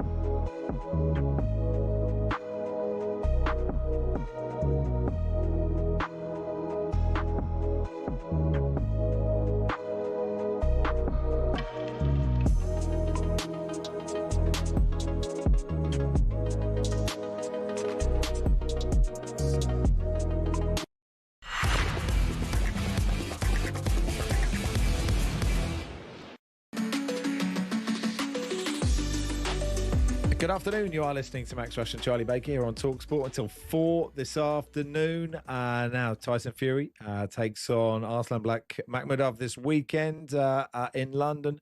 And our boxing pundit, correspondent even, I don't know what your official title is, Gareth. I should know. Gareth A. Davis is at the media day in Stratford with former heavyweight champion David Hay. Hey, chaps.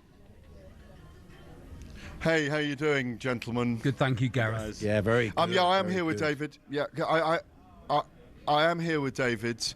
I'm going to talk about Fury and Makhmudov in a minute, but Saturday night at the O2 Arena, where we were for talkSPORT, Derek Chisora, who you fought in Munich at the press conference, fought at West Ham's ground, first to knock him out, managed him, knocked him into shape.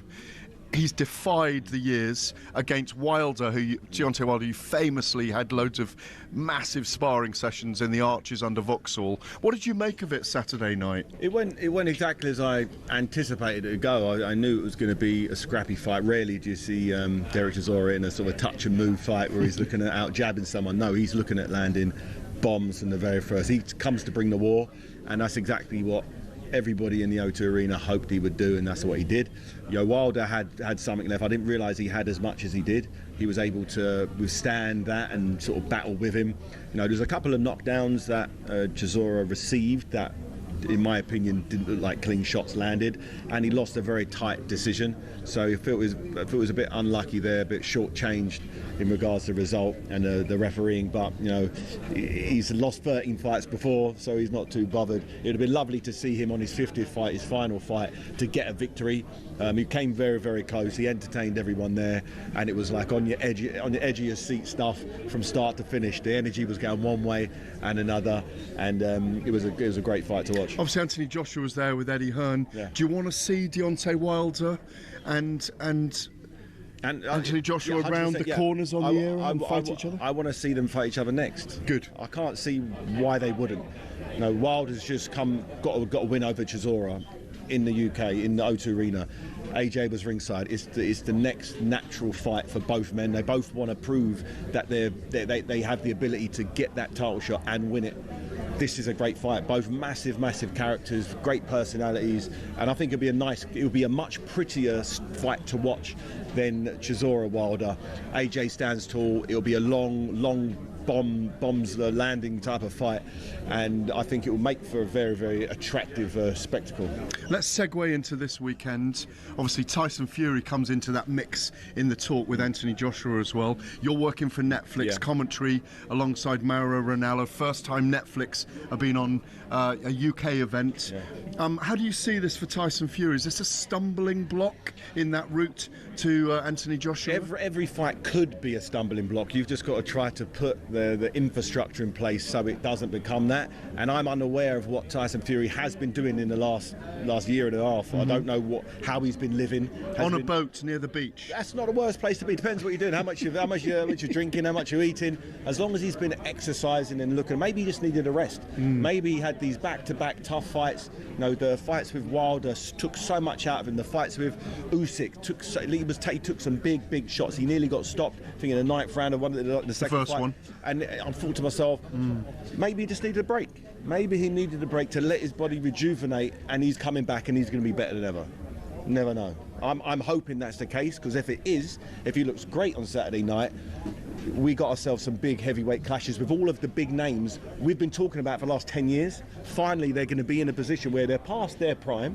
But who cares? We just want to see the personalities and the fighters get in there and mix it. And we never saw you and Tyson Fury. They were that little bit too. If I was 10 years younger, I would have been able Would you have beaten him then? Yeah, I'd beat him. Yeah, easy, no problems.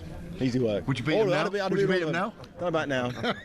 Everyone's coming back. Everyone's coming back, maybe. Give me 5 years. In 5 years' time, I'll see how my body is and give it a go, maybe. I can hear the boys in the studio. I just want to ask you, David, what should a good Tyson Fury, with his legs left in good shape, be able to do to Makhmudov? Should he chop him down and stop him? An above average version of Tyson Fury. Tyson Fury on an average day should be able to play with Makhmudov. He shouldn't have a hard night.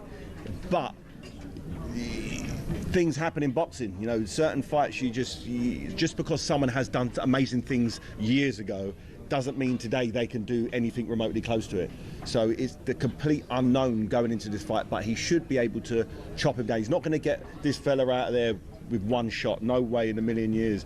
This guy's hard as nails. He's tough, he's strong. Boxing ability is limited, but he's so resilient, takes a good shot and just keeps on coming until his batteries run out. It's going to be I think it's going to be exciting from the first round, because Tyson's going to want to grab the fight by the scruff of the neck. He's going to want to show he's back, and that's just going to make for a good clash. And obviously it's at home with the Fury Series 2 starts on Sunday. Final question before I hand back to the boys. Does Anthony Joshua beat Deontay Wilder if they meet? On the performance of against Chisora, yeah, I think he does. I thought Chisora actually beat Wilder on the weekend if he would have take. If those 2 knockdowns weren't counted, I had Chisora up. So I don't think that performance is going to be enough to beat Anthony Joshua. There's only one haymaker. Back to you, Max and Charlie, in the studio. Thank you very much. Yeah, no, thanks, chaps. I just want to ask David if you can hear us. How much do you mean? We talked about boxers coming back. Do you miss it? Because it looks like a sport I really wouldn't miss if I'd done it. I wouldn't want to do it anymore. That's because you've never been a boxer. You have to do it to understand it. It's like me saying to you today, that interview you did yesterday was crap. You're going to have to retire. Wow. You're like, no, I could do it. You've heard his work, no. David. It's over. You're never going to do it. You've heard Max's work. It's unbelievable. I mean, it's good we finally let the fans on air, I think. If I'm honest. You nailed him. You nailed him. Do you know what, David? I don't know if you remember this, David. This is in the Soccer AM glory years, David. I think you didn't turn up one Saturday, and so I looked down the barrel and I was cross with you, and I said, "You're never coming on." And then obviously you came on the next week, and then you came on and you sort of sat on me. I think you were fighting Audley Harrison. I can't remember who you were fighting, and you sat on me and you sort of pretended to punch me a bit. And I had your finger, like I got hold of your finger, and I thought, I could really pull this finger back, and maybe. I know. I could break his finger for a big fight. I was thinking I could put him out of the fight, but I didn't. So in many ways, I could have ended your I appreciate it. Career. You saved your career. I appreciate that, mate. Knowing the diets, boxers have to go through near fights, Max. You don't want to pull a fighter's finger near a fight. I tell you what, that is the last thing you want to do. Yeah. But you do miss it, David. I mean, I was a serious question amidst all that nonsense. I don't know. I missed the routine. I missed the routine of it. I missed the routine of having a fight in 2 months, 3 months, 6 months, whatever it might be. There's something nice about knowing that you're going to go into battle at some stage and someone's going to try and kill you. There's something that gets you out of bed earlier and makes you not have the crap food versus the good food. You know, it allows you to get earlier nights. It allows you to live your life in a different type of zone because you know there's really potentially bad consequences if you don't. Yeah. But when you don't have any consequences, you can kind of do what you want. And I miss having that routine of having to kind of stay in your lane. Because obviously Tyson Fury in the past has sort of strayed from that lane, and it hasn't extended his career.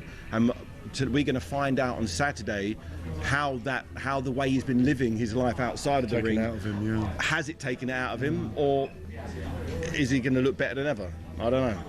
Oh, well, thank you, chaps. I'll beat you up next time I see you, David. Wow. It's always... next time. Good stuff, chaps. Thank you so much. Dave, see, we know that I can knock anyone out. We know that. You can deck anyone, is what you say. I can deck anyone. Gareth A. Davison, David Hay there. Yes, get ready for back-to-back boxing next weekend on DAZN. Next Friday, a rivalry reignites as Nathaniel Collins and Cristobal Lorente meet again after their controversial draw in Scotland. And then on Saturday, Ben Whittaker looks to light it up in Liverpool. He faces Brian Suarez.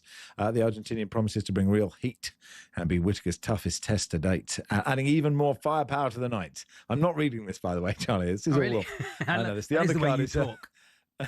The undercard is stacked. Molly McCann and Leo Atang in action. DAZN Ultimate now. Get 12 plus pay-per-views a year, including Fabio Wardley versus Daniel Dubois at no extra cost.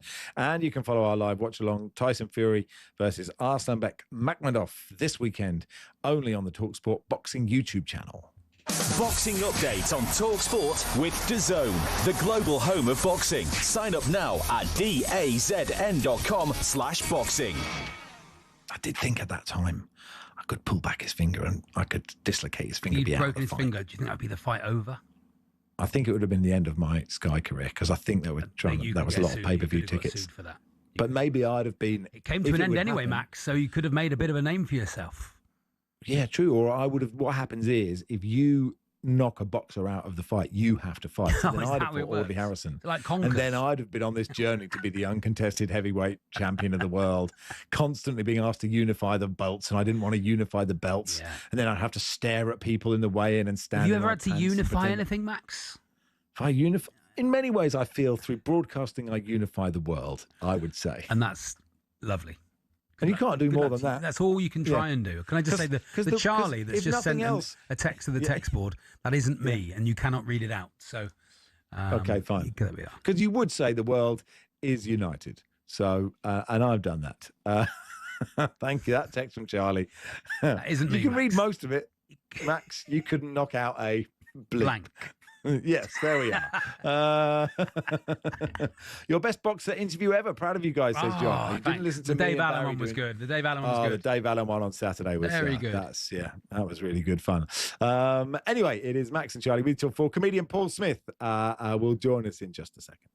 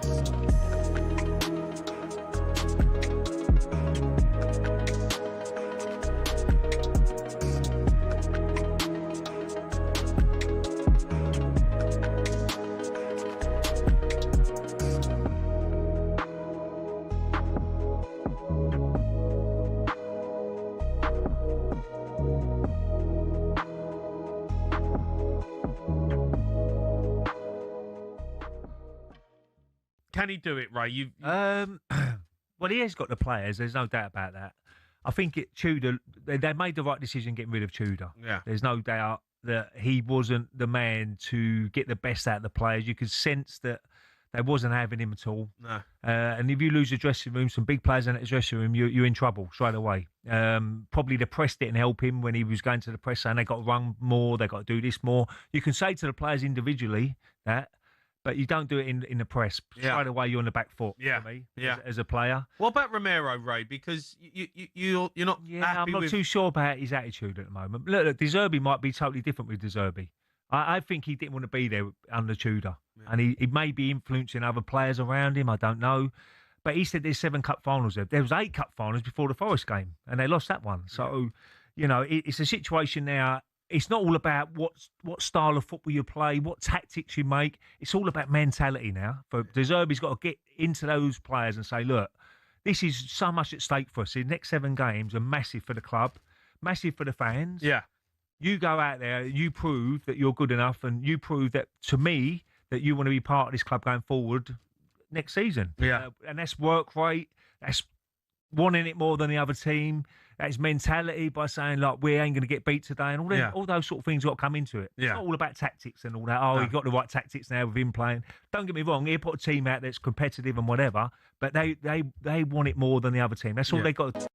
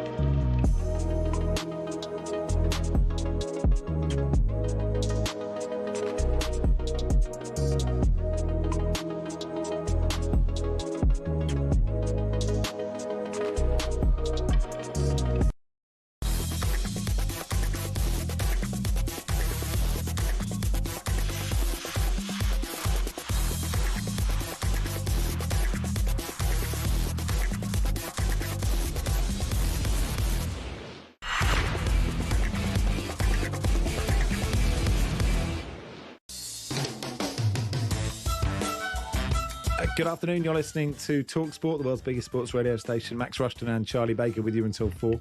Now, you've probably seen some of his clips as you're doom scrolling.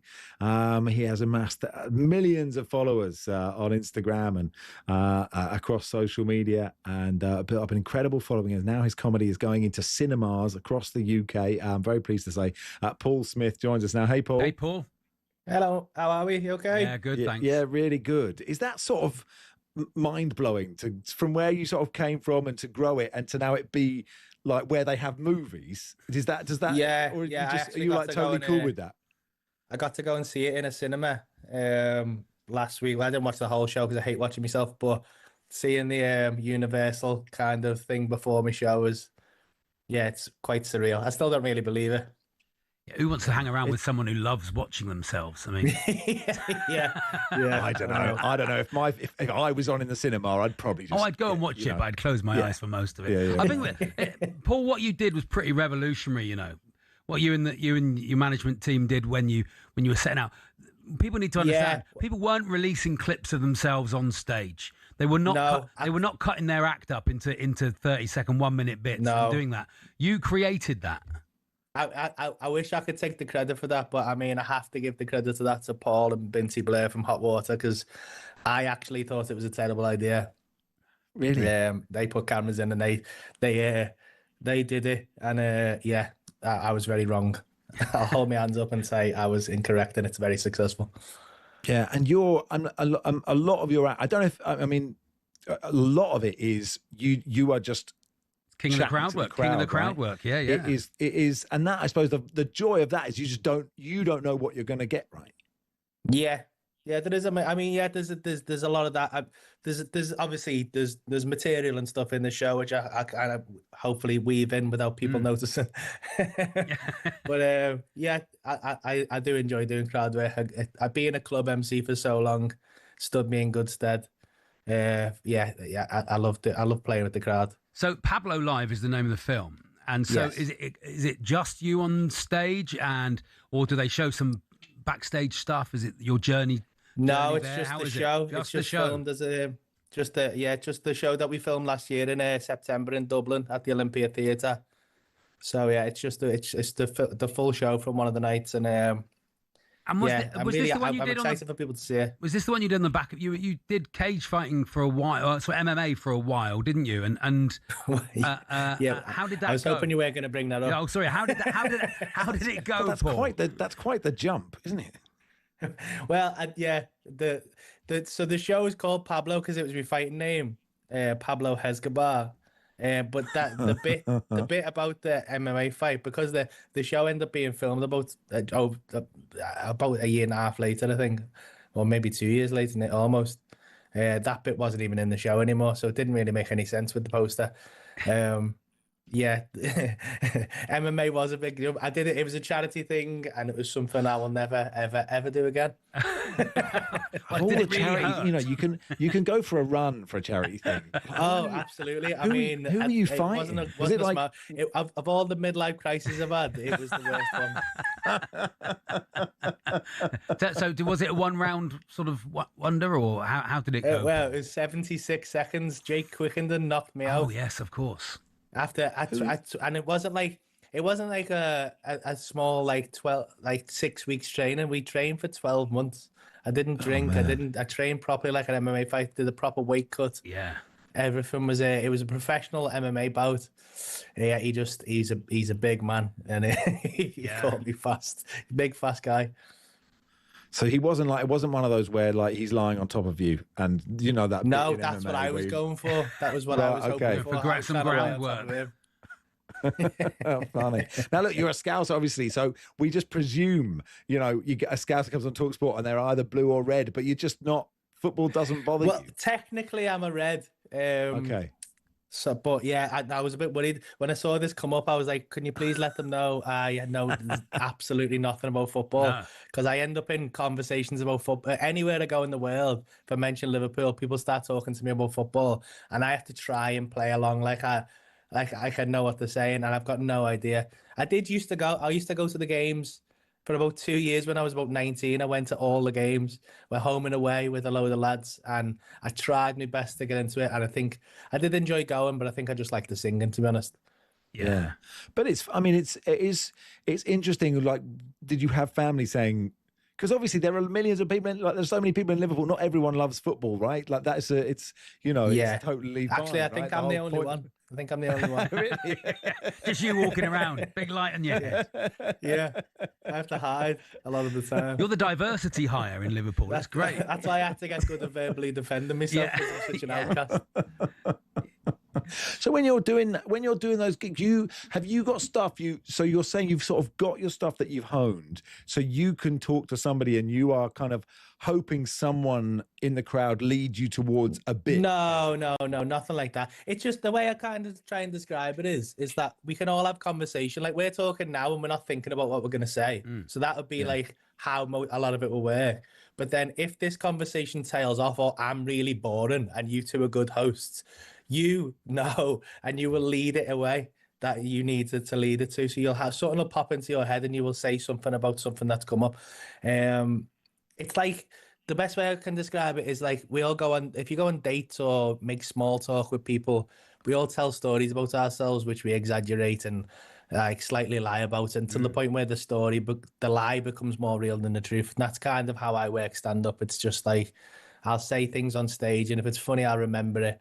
And sometimes it'll come up again sometime. And by the 50th time I've said it, it's just so honed that I can draw upon that whenever I want. And I just have a lot of those things that I can draw upon, if that makes sense. It's having your 4 best stories. It's basically the 4 best stories you have when you meet someone new, isn't it? You know. Yeah, exactly that, yeah. There we are. These are my best ones. And some people have good stories, and some people's stories just trail off and have absolutely nothing. Yeah. Bit like that question. And you're not referring to me and Trevor Nelson's microwave, of course. Now, will you be like, because I wonder, like, we're all guilty of this, and maybe you're not, Paul, because you've got so many followers, you know, like, and your clips get millions of views. If I put out a reasonable reel, I can't help checking. You know, like, I feel like I should be better than this to go, it's gone out now and it's fine. But, like, will you be checking, like, this is in cinemas now. Are you going to be like, ooh, I'm going to look around the cinemas to see how many tickets are left at this cinema or that cinema. Not checking the bad. Cineworld in Didcot. I used to be like, I was like that the first couple of tours. I was really obsessive. I'm actually, weirdly, I sell a lot of tickets. I'm banned from Ticketmaster. I can't get on Ticketmaster. Wow. Oh, really? Because they think I'm a bot because I went on so many times and didn't buy a ticket because I was just checking how many tickets I'd sold. And I should really speak to someone at Live Nation and get myself unbanned from Ticketmaster, but I don't want to.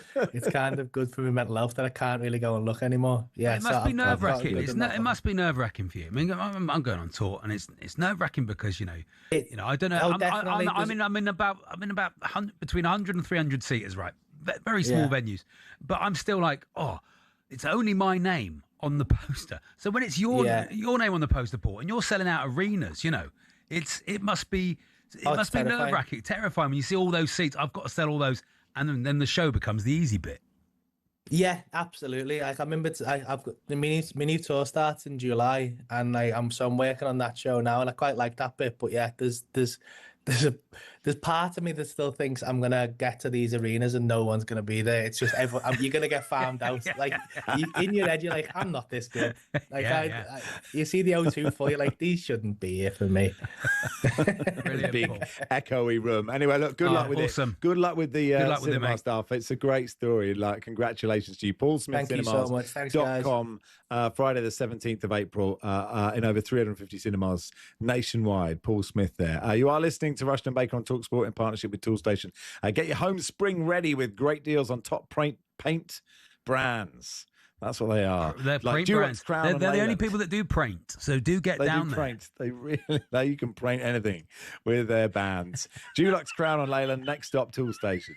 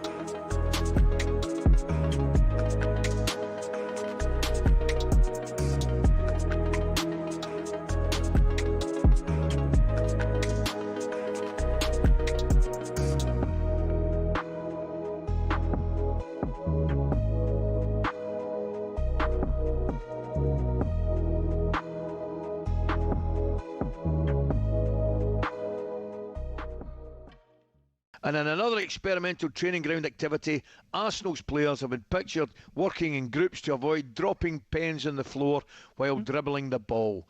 You'll see this on the screen now if you're watching the show. Gabby, I don't know enough about it, but it looks more a kind of bonding thing. The lads are having a laugh and whatever it is they've got to do, keep the ball up, no drop the pen. I don't think there's any harm in that, do you? Yeah, well, I mean, we didn't have the pens, but you'd always do stuff like that, Ali. Correct. Especially when, like, a new manager come in to try and lift morale, maybe when the team's struggling. Yep. You'd make training fun and you do little relays and something to get the lads... Can I take their mind off it? Exactly. And listen, they're under pressure. They are under pressure probably like they've never been before this season, right? Yes. Because all of a sudden, myself included, we're all talking about, quadruples in here, and all of a sudden it's down to a double. Make no mistake about it, these are the two biggest tournaments that they would have wanted to win, and I still fancy them to do the league. Champions League, I'm not so sure, but mate, you know better than anybody, this is the first time they've actually been under, I think, a real bit of pressure. I think, like I said it to Perry, and he probably disagreed, Ali, but yes, Arsenal might get better, but Manchester United will get better, Ali. You know, the money that they can spend without Champions League football, they showed in the summer, 250 million. What can they spend this summer? Qualify.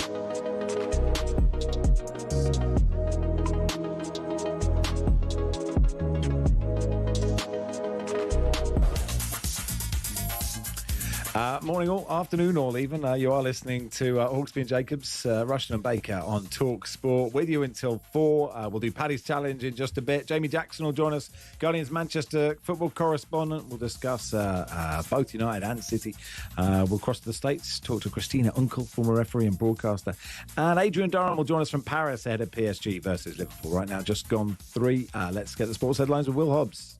talkSPORT Sports Update, powered by the Nissan van range, helping business owners to work better and live better. Search Nissan Vans or head to your local Nissan Van Centre. Thank you, Max. Arne Slot hopes his record summer signing Alexander Isak can make an impact on his return from injury against PSG tonight. He hasn't played since December, but is back in the squad for tonight's game, live on talkSPORT. Close to a week of team training sessions now, so he can play a part, otherwise I wouldn't take him. I decided not to take him to the Etihad because we felt that he wasn't able to get a performance out of him yet.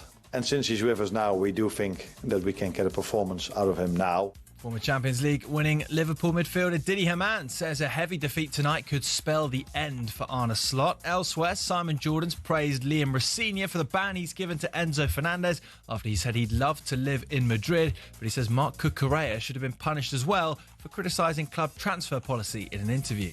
I would prefer that there would be a sanction for both players so that you're showing some degree of even-handedness, which is there is a message, which is you do not talk out of school. You can have your issues internally. You can talk to the management internally. Ahead of round 1 of the Masters tomorrow, Bryson DeChambeau's licking his lips to do battle once again with defending champion and his arch nemesis, Rory McIlroy. I think that's what's so brilliant about the game of golf is that juxtaposition of having that respect, sportsmanlike respect, and then wanting to just absolutely beat the living you-know-what out of them.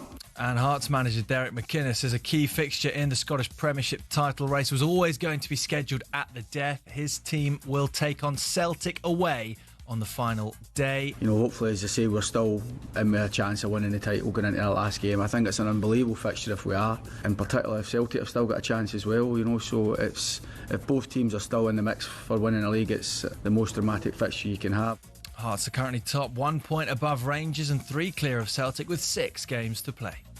talkSPORT News. We won the war, says the US, as the 2-week ceasefire kicks in, and the BBC did break their own editorial rules by broadcasting the N-word at the BAFTAs. More with Sinead at past. talkSPORT weather with QuickFit. Spring forwards with Bridgestone Turanza all-season 6 tyres with a 25,000 mileage guarantee. Book today at quickfit.com. Conditions apply. Really sunny for all areas. Temperatures reaching the mid-20s in parts of the south and east.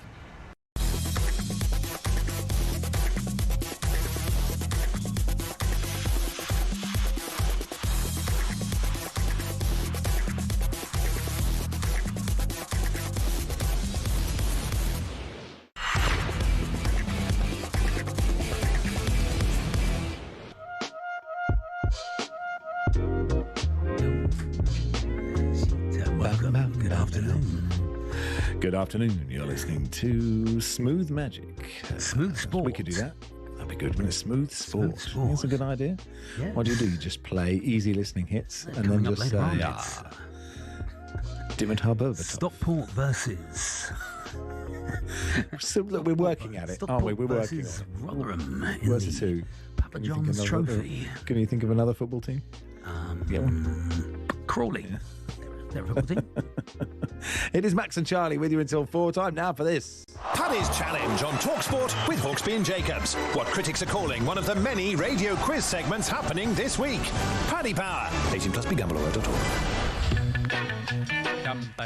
Time now for Paddy's Challenge, our quiz for charity in association with our friends and official betting partner, Paddy Power. In Paddy's Challenge, we put our knowledge of the wonderful world of sport to the test with the chance of raising cash for our nominated charities. I'm playing for the Sporting Memories Network. Charlie raising funds for the Rowcroft Hospice. Helping to manage proceedings and ensure fair play is guest quizmaster Ollie Klink. Out of his depth. Here's his music. Clinkety clink. Clinkety clink. Clinkety clink. Clinkety. Respectfully on a Wednesday. Clinkety clink. Clinkety clink. Clinkety clink. I never know whether to join in with that. It's Always, a Ollie. bit like the King listening to the national anthem.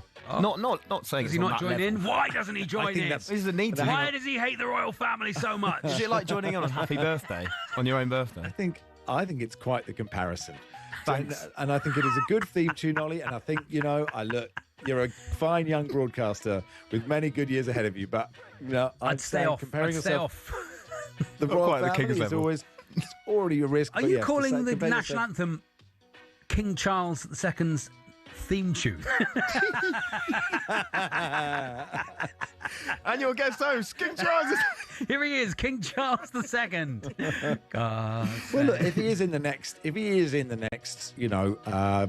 autobiography wars or how tall are they? That's true. We'll give him a theme tune. We're very happy. Maybe he wants a different one. to play. Maybe You've got one pre-made.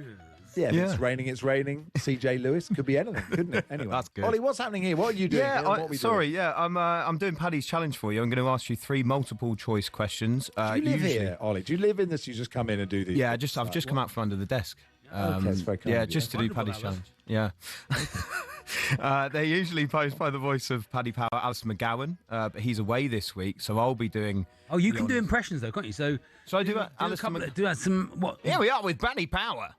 It's all right. Quite good. I can do. Do you know what I can do? I can do the wrong answer. Oh yeah. Yeah, that's not bad. Yeah.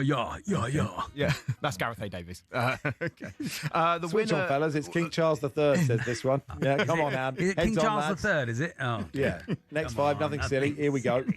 Okay. the winner's going to be the player that scores the most points, and in the event of a tie, First two were much better. you both win the chance The third in the trilogy's never any good. to raise some cash for your charities. Last time we played, Max won. Back Cambridge Yes. to beat Swindon in League Two. Did they? No, They should give 1-1. us the money because we absolutely bat. Ian Holloway, taking that point. He should give that point. He should give us 2 points, yeah, Ollie. I'm sure he's going to frankly, do that. because we battered them. It was an absolute disgrace. But it ended 1-1. Anyway. Let's see if you can raise some more cash for your charities. This week, the virtual coin toss has been made, and Max is going first. Oh, great. Okay, good luck, everyone. Good luck. So good luck, gentlemen. Max, first up. Organisers of the 2026 London Marathon have revealed that a new world record for the most entries to a single marathon was set this month. How many people have entered the public ballot? Is it A, 2.13 million, B, 3.13 million, or C, 1.13 million? God, I mean, that's all. They're all a lot. I'll go C. Good one. Oh.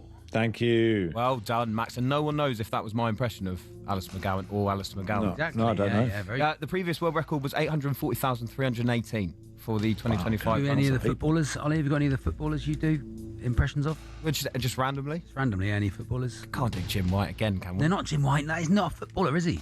Charlie, But he we don't could have be- time for this. We're in the middle of a quiz. What are you doing, Charlie? Do your first question. I don't like this quiz. Anyway, carry on. It's good. Yeah, it's a good quiz. Carry on. Let's go. So it's been too well stapled for me to read your question. Despite a goalless draw with Hull last Monday, Coventry are close to returning to the Premier League. In which season did they last play in the top flight? Was it A, the 2000-2001 season? Was it B, the 1995-96 season? or was it the 2005-2006 season? That's tricky. It is tricky, isn't it? Mustafa Hadji would know. 2001. Yeah. Well done, Charlie. Well, both off to a Wasn't fight. it? Bang, back of the net. Yeah, they need 4 points. What are you even doing on TalkSport? That! Yeah. 4 points for the last 5 games to make it back to the Premier League commentary. Right, Max, back to you. Yes, okay. So 1-1 so far. In a quirky collaboration for April Fool's Day, which UK rail service announced it was launching a gym carriage? Was it A, the Eurostar, B, the Heathrow Express, or C, Avanti West Coast, a gym carriage? Is it full of people called Jimbo and Jim White carriage? Is it the gym carriage? The gym carriage. I will be can't believe shortly it. Should arriving have at a lads. Tom Tiverton Simon, Parkway. Has he minded the gap there, Simon? This Wednesday lunchtime, we're going via Tiverton Parkway, Exeter St David's, Newton Abbott. I can't believe it. But Simon, where does it terminate?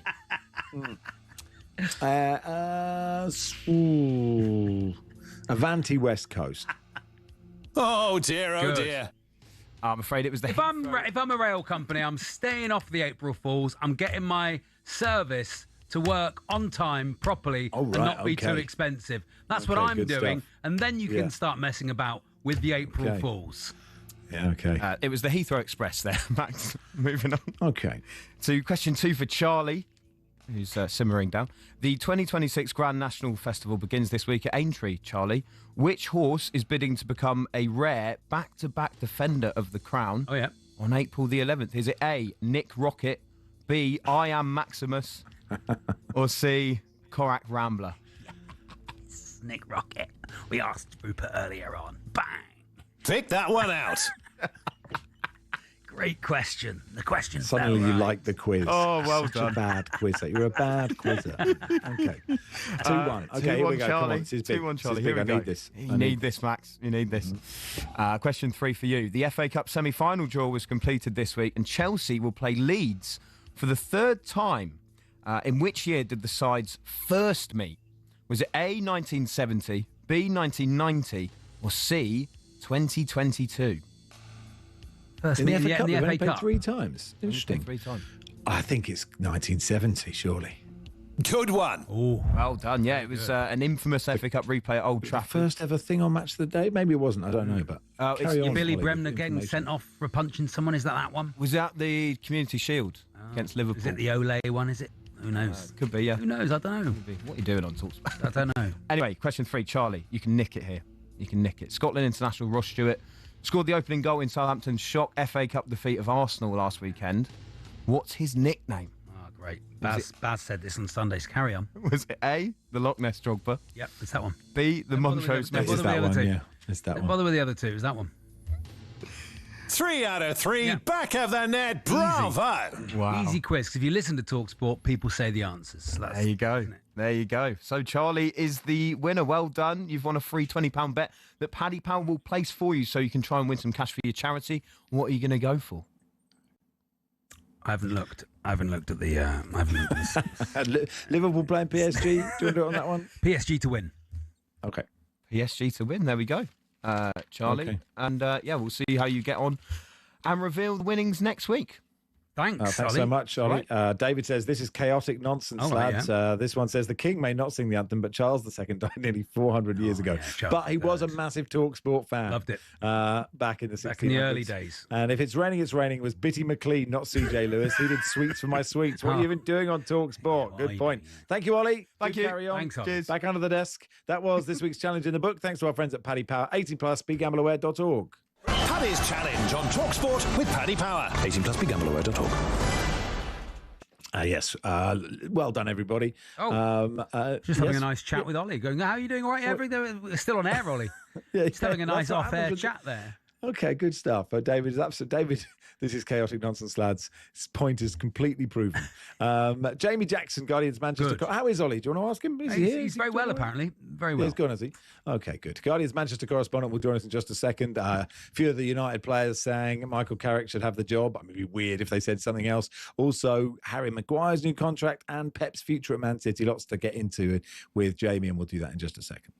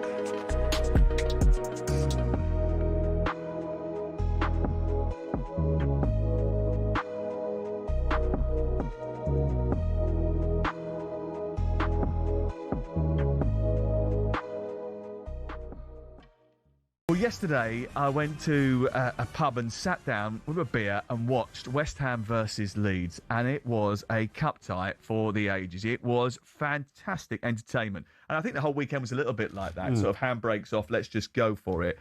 But Leeds United deserve a lot of credit because they could have crumbled when they let in 2 goals in stoppage time. I don't know where West Ham were for the first 91 minutes, but certainly later in the game they came into it. They did have a couple of goals disallowed in extra time as well. And by the way, I'm the biggest advocate of getting rid of extra time and going straight to penalties. But yesterday might have maybe changed my mind. Yeah, agreed. I mean, much like when I scored at Fratton Park, I think that time I ran to perfection. Because, Sorry. How does an FA Cup quarter-final compare to your goal at Fratton Because Park? I turned up in the pub having had a family day when they went into stoppage time at the end of normal time. So I saw all the drama of the 2 West Ham goals. Castellanos going through and thinking he made it 3-2. And as you say, the extra time was absolutely brilliant. It was like a basketball match, which you don't normally get in that extra half an hour. We nearly got the story, didn't we, with a 20-year-old kid coming on and saving a penalty and making himself the hero. But, yeah, just a brilliant cup tie. And, listen, this competition takes a bit of a kicking, but I was at St Mary's Saturday night. That was what the FA Cup was all about. And try telling those Leeds and West Ham fans who've not been to a final or won the Cup for decades, for generations, the FA Cup doesn't matter. I don't think superb. it does take a kicking. I think that's just a phrase that people use just to sort of, to blithely, actually, because I don't think it does take a kicking. I think we all enjoy the FA Cup. I go back to the last couple of years. Look at Crystal Palace's run to the FA Cup final and subsequent success. It's brilliant for the FA Cup.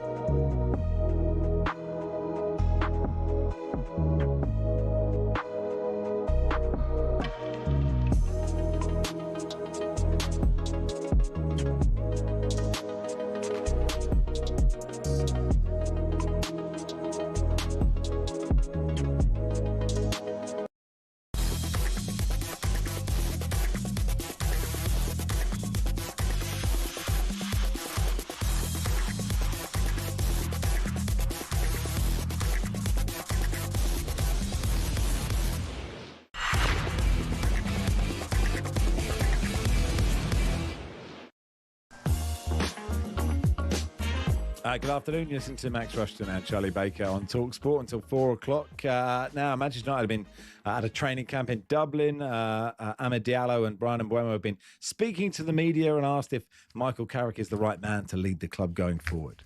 Obviously, it's not for us as a player to decide for his future, but yeah, he's been very great. He's been doing so much for the team. He has a lot of experience and he knows the club. He has the DNA, so we think he's the right man. But we are really happy for what he's doing right now. Yeah, as you said, we've got like a good experience with him. I like playing under him as well. And then, as he said, it's not to us to decide, but we're gonna try to take as much as we can from him. Now let's talk to Jamie Jackson, Guardian's Manchester correspondent. Hey, Jamie. Hey, Jamie. Good afternoon, gentlemen. Afternoon, Jamie. I mean, it would have been odd if they'd said anything else, Jamie. It was my main thought about this in their Had full a terrible kit, time. saying he's awful. We preferred Amorim. This guy's a fraud. You've stolen my thunder completely there, Max. I was going to say it would have been far more interesting and newsworthy. Decided, said, you know what? No thanks, not for us. Bring back 3-4-3. etc., etc. And I thought it's interesting. They both sort of sit there, and how can I say this politely? It's not exactly sort of oozing loads and loads and loads of charisma there. I'm sure they are very, very interesting people, but the reason why I mention is you need a bit of personality to play football, and they obviously do play football very well, but when it comes to speaking, they're obviously quite shy. But yes, I mean, to a certain extent, what they're saying is true. He has done very well. He has got the Manchester United DNA.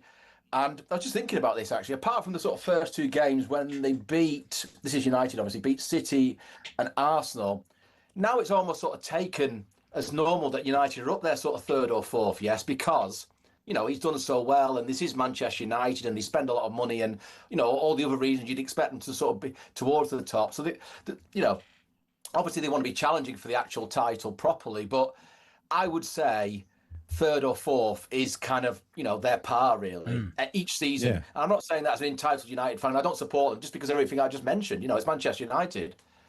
Yeah, it's interesting. I think when Carrick took over, I think they were just a point ahead of Tottenham. So, which is mad to think about. But, I mean, given Arsenal won yesterday, so there's 5 teams for sure in the Champions League. Could be more, but 5 teams definitely getting the Champions League from the Premier League, which is good news for those sides chasing for it.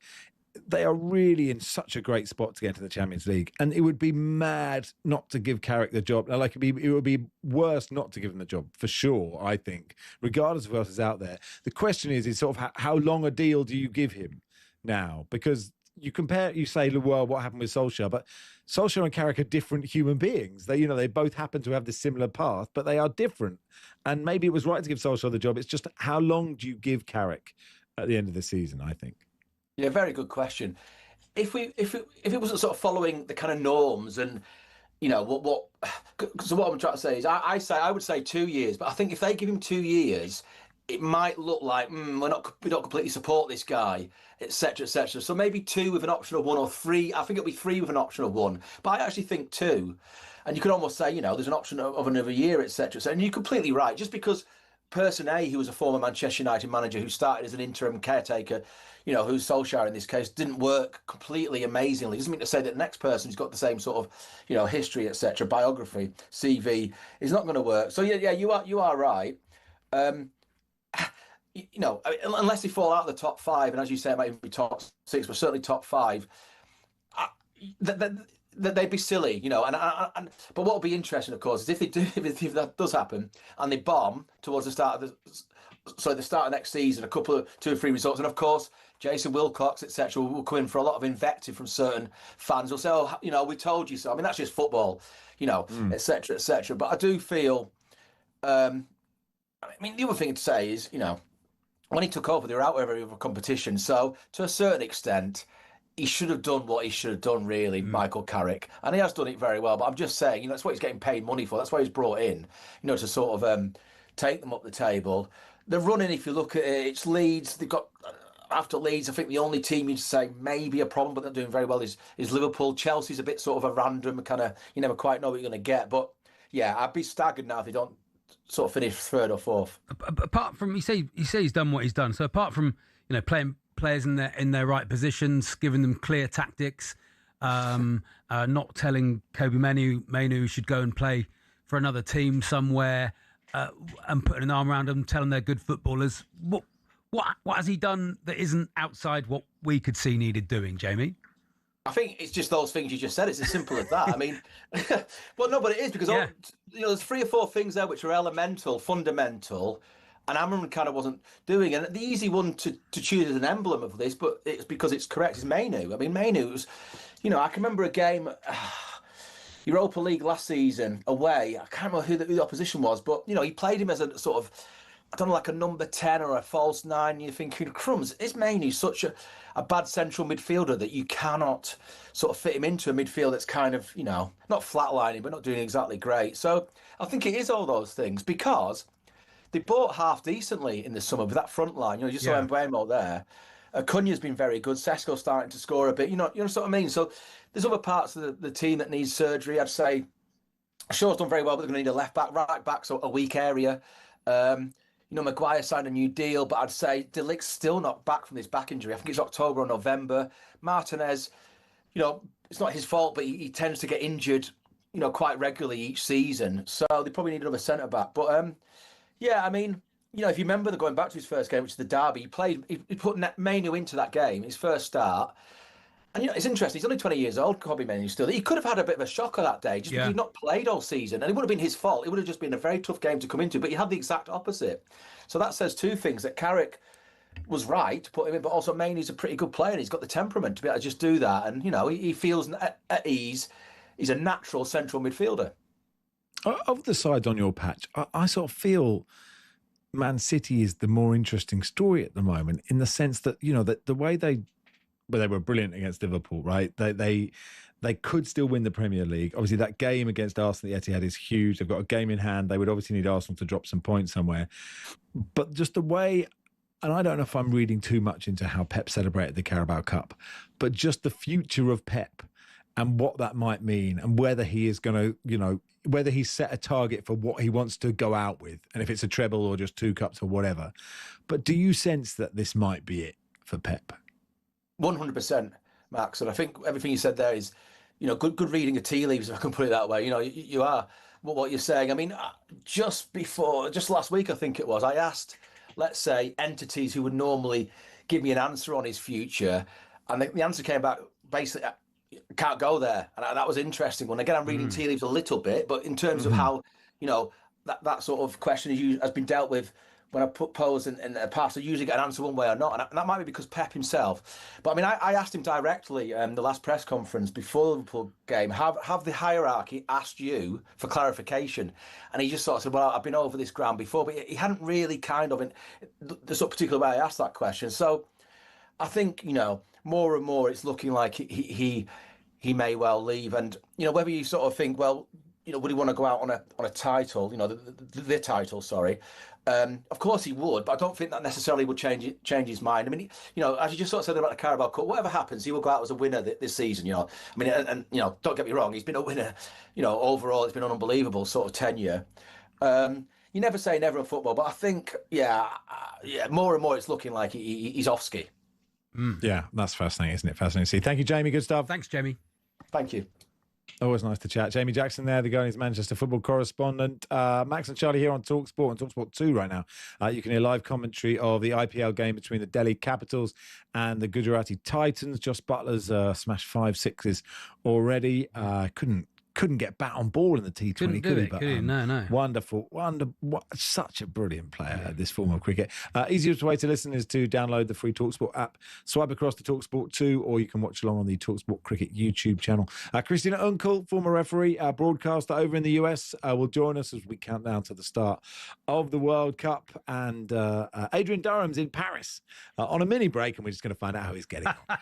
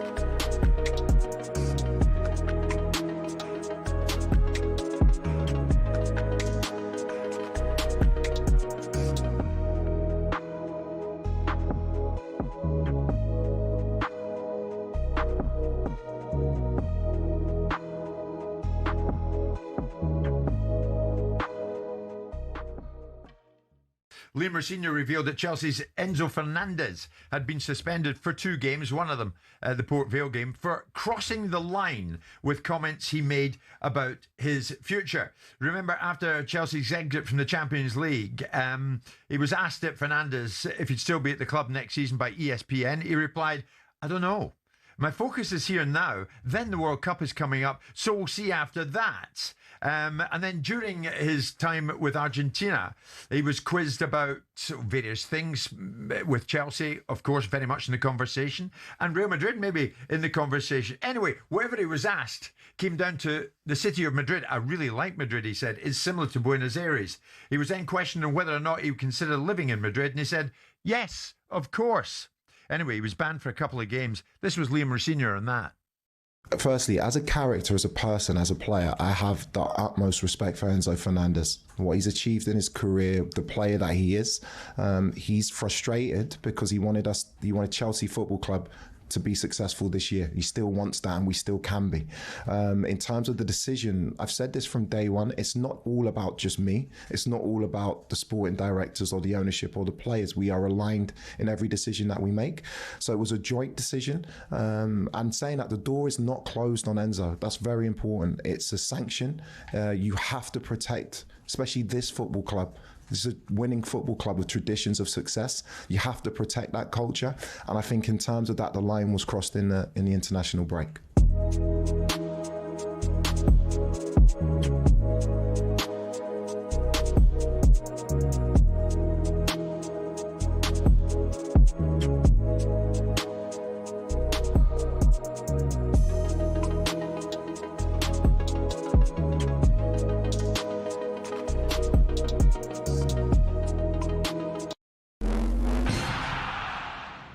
Should the seal of approval from Manchester United players be enough to give Michael Carrick a permanent contract? Here's Simon Jordan. To manage a football club as significant as Manchester United is not just a bunch of players that are doing well in the short term, that did well, not this group of players, but a previous incarnation of players that did well for Ole Gunnar Solskjaer, and that turned into a bit of a car crash at the end. This after Amad Diallo says he's the right man to bring the club back where they belong.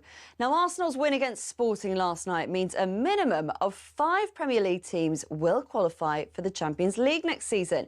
It ended 1-0 in Lisbon thanks to Havertz's 91st minute winner. For the 49th time this season, Harry Kane was on the score sheet as Bayern beat Madrid 2-1 at the Bernabeu. Trent Alexander-Arnold grabbed a late assist for the host, but Danny Murphy says Trent's defensive frailties came to the fore. He's arguably the best footballing right back on the planet because his array of passing and his technical ability is ridiculous. But defensively, he struggles against good quality wingers. He can't cope one-on-one.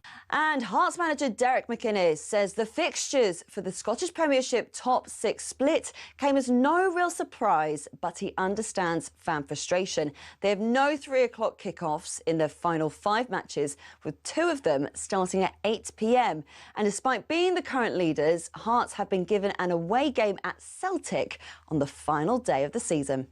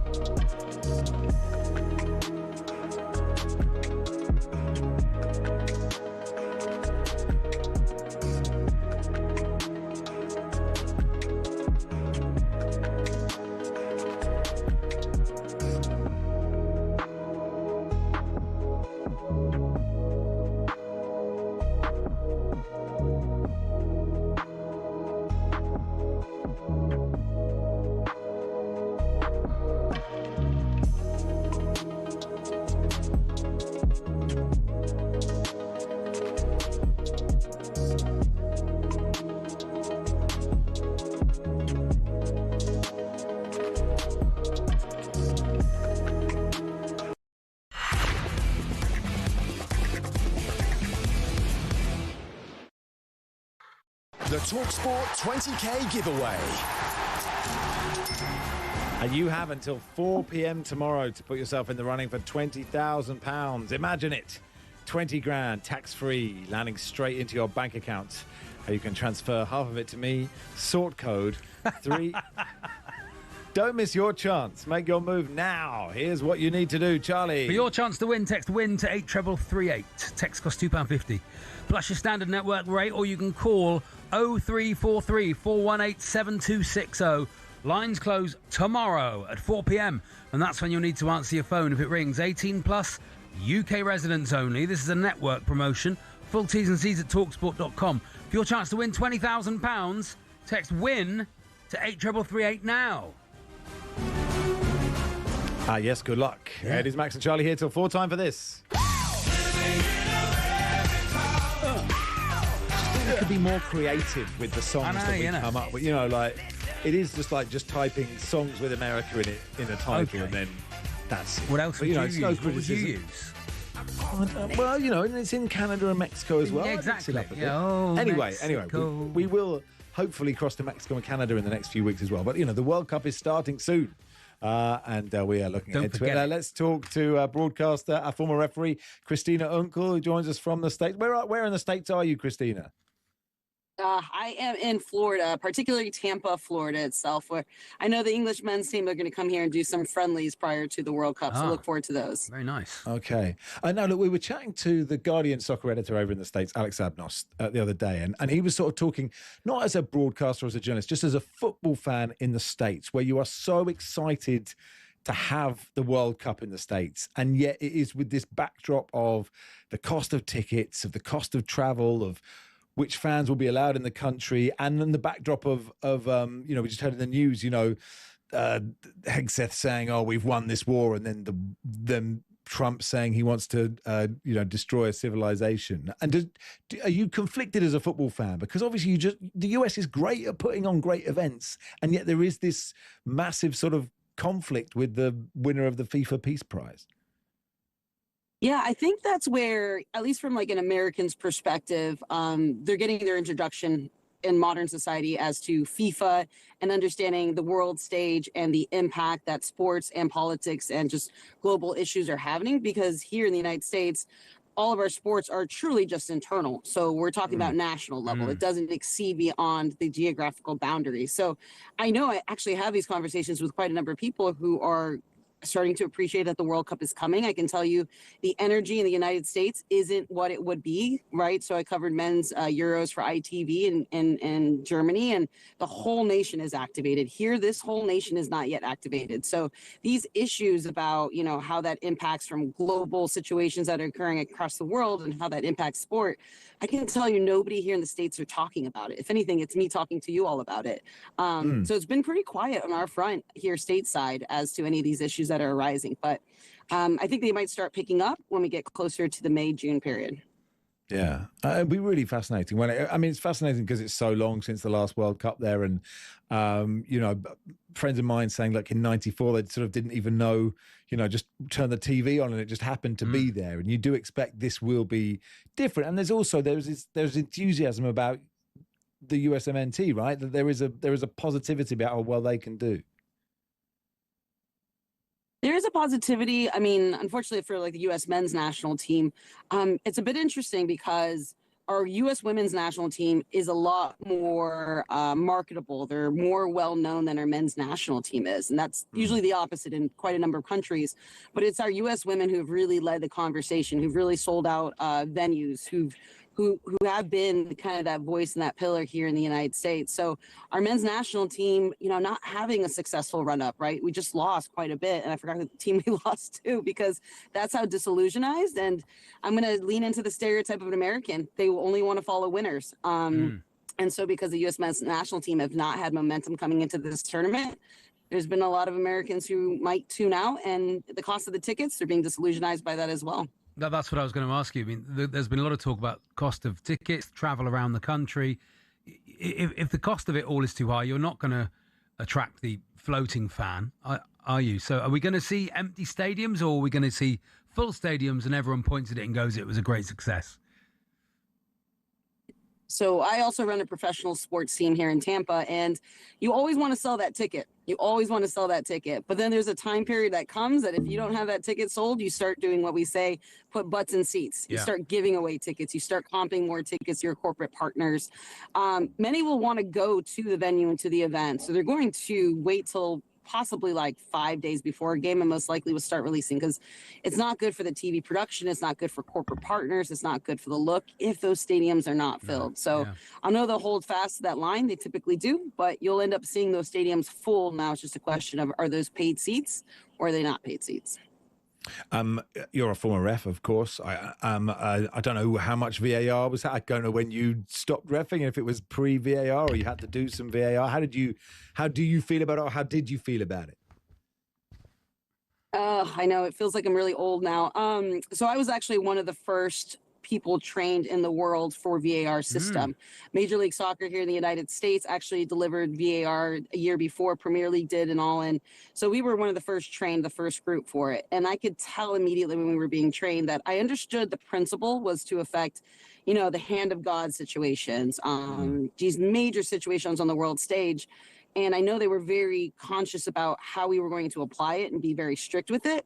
But the susceptibility of it to go wrong was also very high. And I think that's where we're seeing a lot of these concerns and these issues when we talk about offside being offside by a toenail, right? When we talk about a foul leading up to a beautiful goal and it's a simple foul that nobody wants and takes away a goal, or the fan appreciation of being able to celebrate a goal instead of holding their breath and looking at the fourth official or the referee to see if they're, putting their hand to their ear. So, for me, I'm a pure football lover of the game. I would actually rather not have VAR, even though the only person that really impacts is that referee and obviously the team that might be impacted from a win or a loss.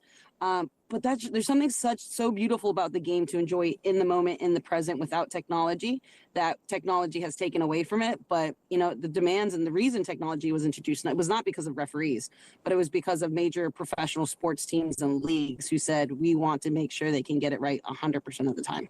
There's going to always be human error, so you can't guarantee that. Yeah, I agree with you. The people that desperately want it are the people that are probably shouting the loudest now against it. Christy, handball is the thing that is driving me insane. In the Champions League, especially, just like the IFAB, they don't listen to me, and maybe they'll listen to you, but like nobody can. And people now, fans start. Because it's so tribal, you see a ball hit a hand from half a yard and everyone goes, oh, that must be a penalty because you've seen them given. But I just think it's a disaster. Like, it's a total disaster. And I just want somebody to help me. This is a cry for help for everyone. But if you can, Christina, in some way get to IFAB, you must know. Come on, sort it out for us, Christina. I would love to. We'd have to actually change who gets to sit on IFAB by their rules. And it's actually everyone from the UK. So those who sit on IFAB are individuals from the UK. So that's why I get to say it's your fault. Trust me, I've asked to be on it. Yeah. But it's not a go. And we're rubbish at VAR. Oh, really? Yeah. Oh, that's true. Hey, it gives us all job security. Handling gives us job security. Yeah, you're right. In the World Cup, just on that, the VAR in the World Cup, corners and second yellow cards will be added to the scope of VAR. I don't hate those things if they're really obvious. That's the difficult thing, though. If it's really obvious, is where VAR has come unstuck before. 3 minutes over a corner is going to be a fun afternoon, isn't it? And hopefully it's not. It's one of those where sometimes it's that quick double hit and you kind of pause for a second. And if you could see it really quickly on that reverse camera angle, that is where I also get, like, if the VAR could just verbally say, corner or goal kick, why can't we use that? And that's where it came from, right? So it's just one of those really obvious that we make that error on. But back to your point, what's going to be considered obvious, and that's what's always going to be debated. Yeah, you're right. Listen, Christina, thanks so much for pulling over. Enjoy the rest of your trip through Tampa, wherever you're headed, and we'll chat to you again before the World Cup. Thanks for your time. Sounds good. Thanks all. Speak soon. Christina Unkle there, a former referee and a broadcaster, of course. You can hear every single game of this summer's World Cup across the talkSPORT network, of course. It's Rushden and Baker on talkSPORT in partnership with Toolstation. Get your toolbox essentials this spring with big savings on screws and fixings. Next stop, Toolstation. Adrian Durham is out in Paris, and we'll chat to him next.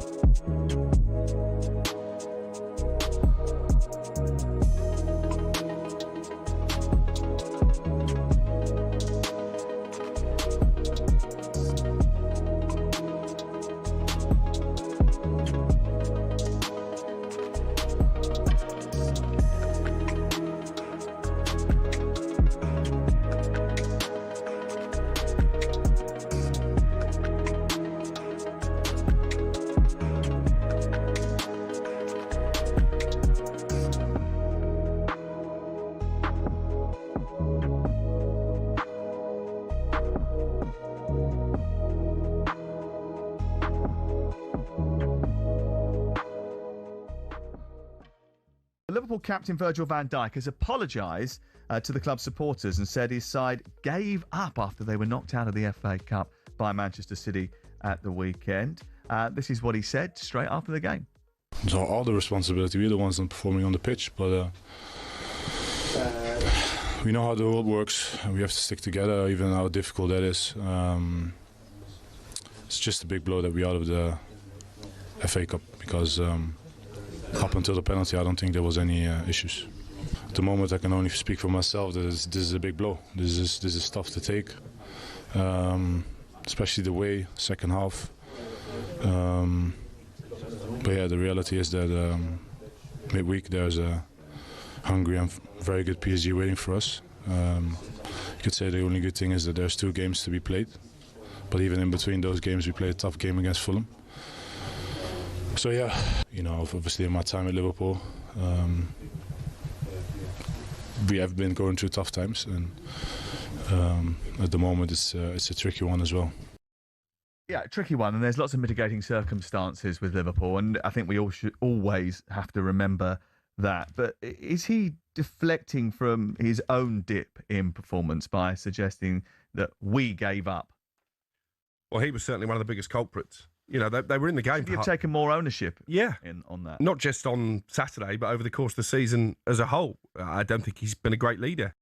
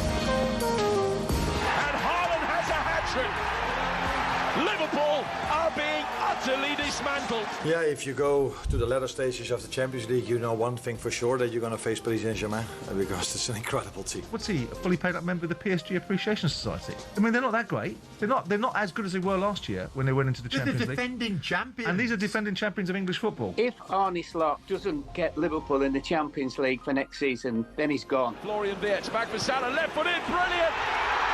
There's number 4, the best of the lot. Moving up is Hakimi in space towards the edge of the area, squares it in field, but Barcola, 2-0, superb counter-attack from Paris Saint-Germain. Yeah, live commentary tonight of Liverpool's trip to the Parc des Princes away at PSG, and Adrian Durham is in Paris right now. Bonjour, ça va, mon petit lapin? Qu'est-ce que tu fais ce soir, Adrien? Can you speak English, please? So I don't understand a word you're saying. Bonjour, ça va bien, merci, et vous? Yeah. Peterborough. C'est très bien. Le Les posh. Cambridge are going to blow it, and I'm here for it. I'm here for it. Come on, Aid. Don't be like that. You're not like that, Aid. How could you? Yes, I am. Yeah, okay, maybe. Well, look, Notts County on at the weekend is it's a massive game, and that's what people want to talk about right now. But we should look. this is all about Arne Slot, right? It feels like it. But Liverpool are in the quarterfinal of the Champions League, right? They need to just. That's what we're talking about, but they are not thinking about that. No, it's a weird one because the story really should be about, these two meeting last season, Liverpool coming here and winning a game they had no right to win. PSG dominated it, and then PSG go and win at Anfield and get through on penalties. It was a brilliant quarter-final tie, the two legs and the shootout. But Paris Saint-Germain went through. It should be about the revenge. And actually, the front of L'Equipe, you can just see there, says, Paris connaît la musique. They know the theme tune. They've been there before. They know how to beat Liverpool in the quarterfinals is basically what that's saying.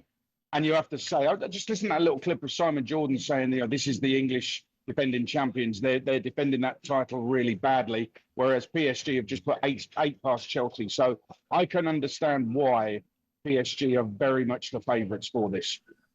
Yeah, completely. And I mean, there is so much pressure on Slot, and it feels like a lot of the fans. I have said from the start of the season that Liverpool should get a pass this season because of what happened with Diogo Jota. Some people agree with that. Some people think, actually sort of really disagree with it. And fine, you can have your opinion. But my opinion doesn't really count for anything, Adrian. It feels to me that a lot of the fans and the match-going fans, not just the sort of online community, have sort of checked out with Slot. I don't know if that's something that you've felt.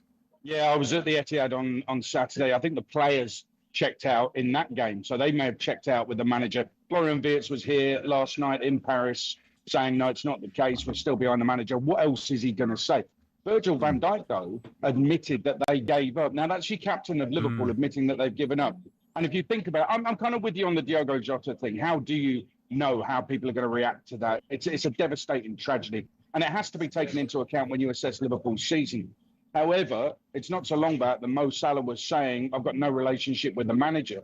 These are the champions. This is a world-class player openly admitting he's got no relationship with the manager. What on earth is that all about? Why has he come out and done that in a difficult season? That was really weird to me. So I'm looking at, I think the players, some of the players have checked out. I do think that the fans have checked out. I even think that qualifying for the Champions League through the league placing won't be enough. I think they have to win this, and they're not going to do that. So I think a change will be made in the summer, and Slot's going to go, I reckon. You've seen the importance of keepers the last couple of nights as well. Obviously Reyes and Manuel Neuer playing so well last night, keeping their teams in the ties really a lot of the time. I think Alisson is a massive loss for Liverpool. I know Mamashvili is good keeper, and I think they all thought he'd be a lot better than he has been. But I think he's been a big loss. Yeah, I agree with you. They would be better with him at the back, commanding things and saving things. But PSG lost Donnarumma, and he was so crucial to them in that Champions League win. And they've not really, in my opinion, replaced him. It's meant to be Chevalier, and now it's Safanov in goal. I think they've weakened that position, PSG. And that's actually an area of weakness that Liverpool might be able to exploit tonight, one of the few. Because when you look at PSG's front three, it's devastating. They could have me in goal and they'd still outscore teams up front. It's Carrick. Well, I'd like to see it. I'd like to see it. It would be. Yes, Nobody would pay to see that. Slot would lose the fans. I mean, you say that Liverpool need to win the Champions League for Slot to keep his job. If they manage to do that with this run, to beat PSG over two legs, and then probably Bayern, and if not Bayern, Real Madrid, and then, very hard to say from the other side. It would be a look. It's not impossible. Football is a funny game, but it would be a staggering achievement.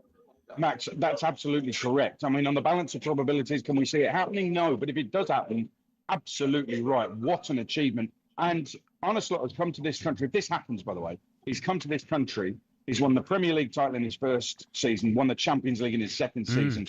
No board in the right mind is going to get rid of him. So, and it means they qualify for the Champions League as well by winning the thing. So I think that will be and what a story that it would be, given the tragedy last summer, given what's happened in the middle of the season as well, with Mo Salah doing what he's done, Virgil van Dijk, the captain, saying they've given up. They go on and win the Champions League.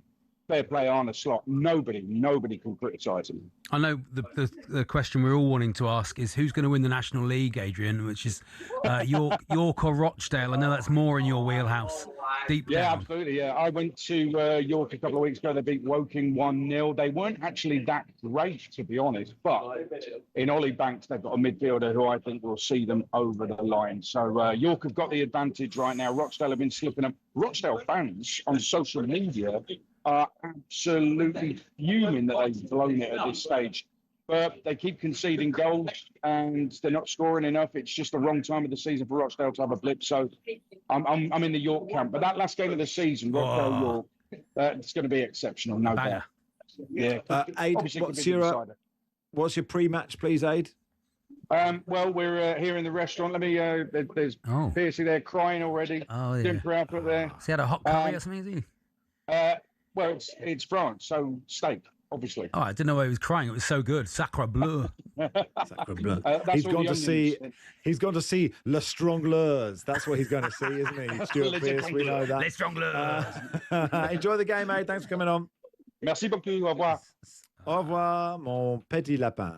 There we are. Well, Petit little piece of bread. My little rabbit. No, my little rabbit. My little rabbit. Oh, lapin. Oh, lapin. Oh, sorry, I thought you were saying lapin. Not lapin. That's what Aid and I on text. Of course, that's little how we rabbit. speak. Of course, yeah. Oh, mon petit cochon d'Inde. He calls me my little guinea pig. I call him my little rabbit. It just goes like nice, that. Isn't it? You hang up, you hang up. Yeah, I know. It's a love story. Thanks, Charlie. I had a nice time. I had a lovely afternoon, Max. Thank you. Thank you. Thank you, Tool Station, Andy Goldstein, and Darren Benter next.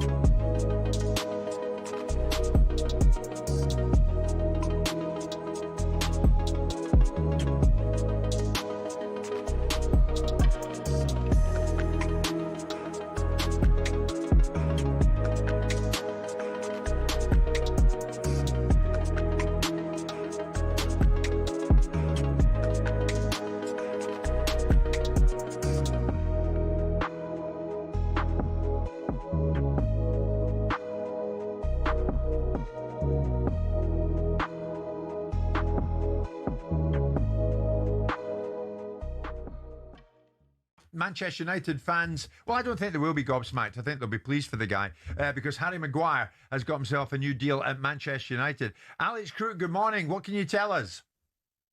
Good morning, Jim. Good morning, Simon. Welcome back. Yes, Harry Maguire has committed his future to Manchester United. He signed a new deal until the summer of 2027. With the option of an extra year, I can also reveal Kobbie Mainoo is close to agreeing his new deal at Old Trafford. So two players being tied down by United. Maguire says representing Manchester United is the ultimate honour. It is a responsibility that makes myself and my family proud every single day. I'm delighted to extend my journey at this incredible club to at least 8 seasons and to continue to play in front of our